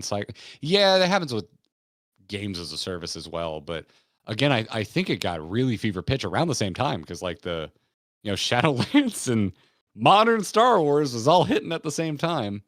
And a lot of content creators realized it was profitable to be angry. I'm not saying it is all disingenuous because, there was a legitimate critique in there, 100%. But for channels to have years upon years of WoW is cooked when they could have gone and made content about the games they were playing instead, or literal years of Last Jedi is garbage. It's like, it was one movie. Move on. Mando's pretty good. Why don't you make a video about that? Like, I don't know. It's when you continue making the same point over and over again that I start to question why you're doing it. Saying you like things in a way that sounds intelligent is very hard. And I think you mix with that the cheering crowd aspect, and it's just a perfect recipe. It's just so easy. Yeah. I don't think everyone that does it knows what they're doing. No, and I don't That's think why I bring up the cheering crowd. I think you might just be like, it's people are with me, and are backing me up, and I think I can be extremely seductive, and I don't think everyone that's doing I don't think everyone that's doing is doing it maliciously, So, but I think some are. But like at the end of the day, like it doesn't really matter. Like I won't watch it, and I don't. The same as I'm not going to play a video game I don't like. I'm not going to continue watching a show or a series of movies that I don't like. So, yeah. Anyway, Chris Clayton missed this. Does anyone know if there's a list of Jesse Ledge Illuminati episodes? Because those are great, but I'm behind. I'll have to ask Jesse about that, Chris. Sorry, I missed this in the moment. So, but anyway, this is a really good excuse to compliment you all again, because I really do mean it when I say that the vast majority of conversation I see in our comments on our Discord and all that kind of stuff is like sincere, and I appreciate it, even when you disagree with me. The names I recognize more often than not, you disagree with me with like substance, and you actually want to have a conversation. You're not just here to tell me I'm a dipshit, which I appreciate. Well done. As opposed to the people who comment on shorts content. Well, I think some of that, which mostly just show up to tell me I'm a dipshit. I think a lot of that is psychological in the thumb pressing. Why say something nice when you can say something angry? It's a lot shorter. I mean, you can just say this rocks and move on. Yeah, it takes time too. I will say the rarest insult I saw, and I low-key kind of love it, was someone wrote, "Podcasting equipment isn't expensive enough." I saw that one on TikTok, and I was like, shit, that is a great burn. That's pretty funny. That's brutal. Damn. That is fucking brutal. That's freaking great. Yeah. Damn. Like, damn, that is a rare insult. So, and I will leave you with that. I will leave you with negativity that legitimately made me laugh. Good on you. Well done. Put it in our back pocket for a rainy day. Thanks everybody for watching. Oh no, the pores are podcasting. They're going to share their viewpoints. They're using consumer grade products. I can't listen to this. That's great. That's so freaking great. Well, rad, y'all. We'll be back tomorrow. We're FF4ing tomorrow, right? Yep, FF4, and I believe... So if you're worried about MSQ spoilers, there will be none here. Nope. We'll be absolutely none. Tackling our second to last chapter, we've been told, of the FF4 storyline. So be there for that. It will be spoiler free. We're going to be doing, by the way, supportovromance.com. Every week there's a newsletter there. You can sign up for it. You'll know exactly what we're doing week to week. And for free, by the way. Yeah, completely free. You can sign up like a newsletter over there. We are not going to tackle the MSQ or normal Arcadian until after the new year. I know we're all really busy. I know a lot of you are busy, and we figured that sounds like a great way to start the new year. I think it's too close to Christmas. It's just too close to the holidays. We've been doing it closer to release, but at this point, it's like, what, are we gonna give you the 2 weeks that we usually give you, and then do it the New Year's, like Yeah. we're busy. It's the holidays. Like, so yeah, we're just gonna wait until January. So it'll be a very early, like we'll be getting back to it very quickly in the new year. So it'll probably be that first week back. I believe so. Yeah. I think that's where we have. I think we have it earmarked for January. As of right 6th? now, we have it set that Tuesday we will watch the Race to World first, and then we'll be back that's that right. Thursday for the MSQ. So MSQ Thursday, January 8th, and then Arcadian Normal Tuesday or Thursday the following week. That depends if we're diving into. We need to figure that out because we are planning to make an FF4 video before we get to FF5. It'll also be after the holiday. Are we gonna Race the World first before we do normal? Yeah, we would need to because it's that Tuesday. Otherwise, we got to wake up Monday and do normal Arcadian. We could, but I didn't really think about that. We can hash that out. Anyway, if you love MSQ and you want to know when the shit we're doing it, it'll be Thursday, January 8th. bye everybody. We can give you that much at least. Bye.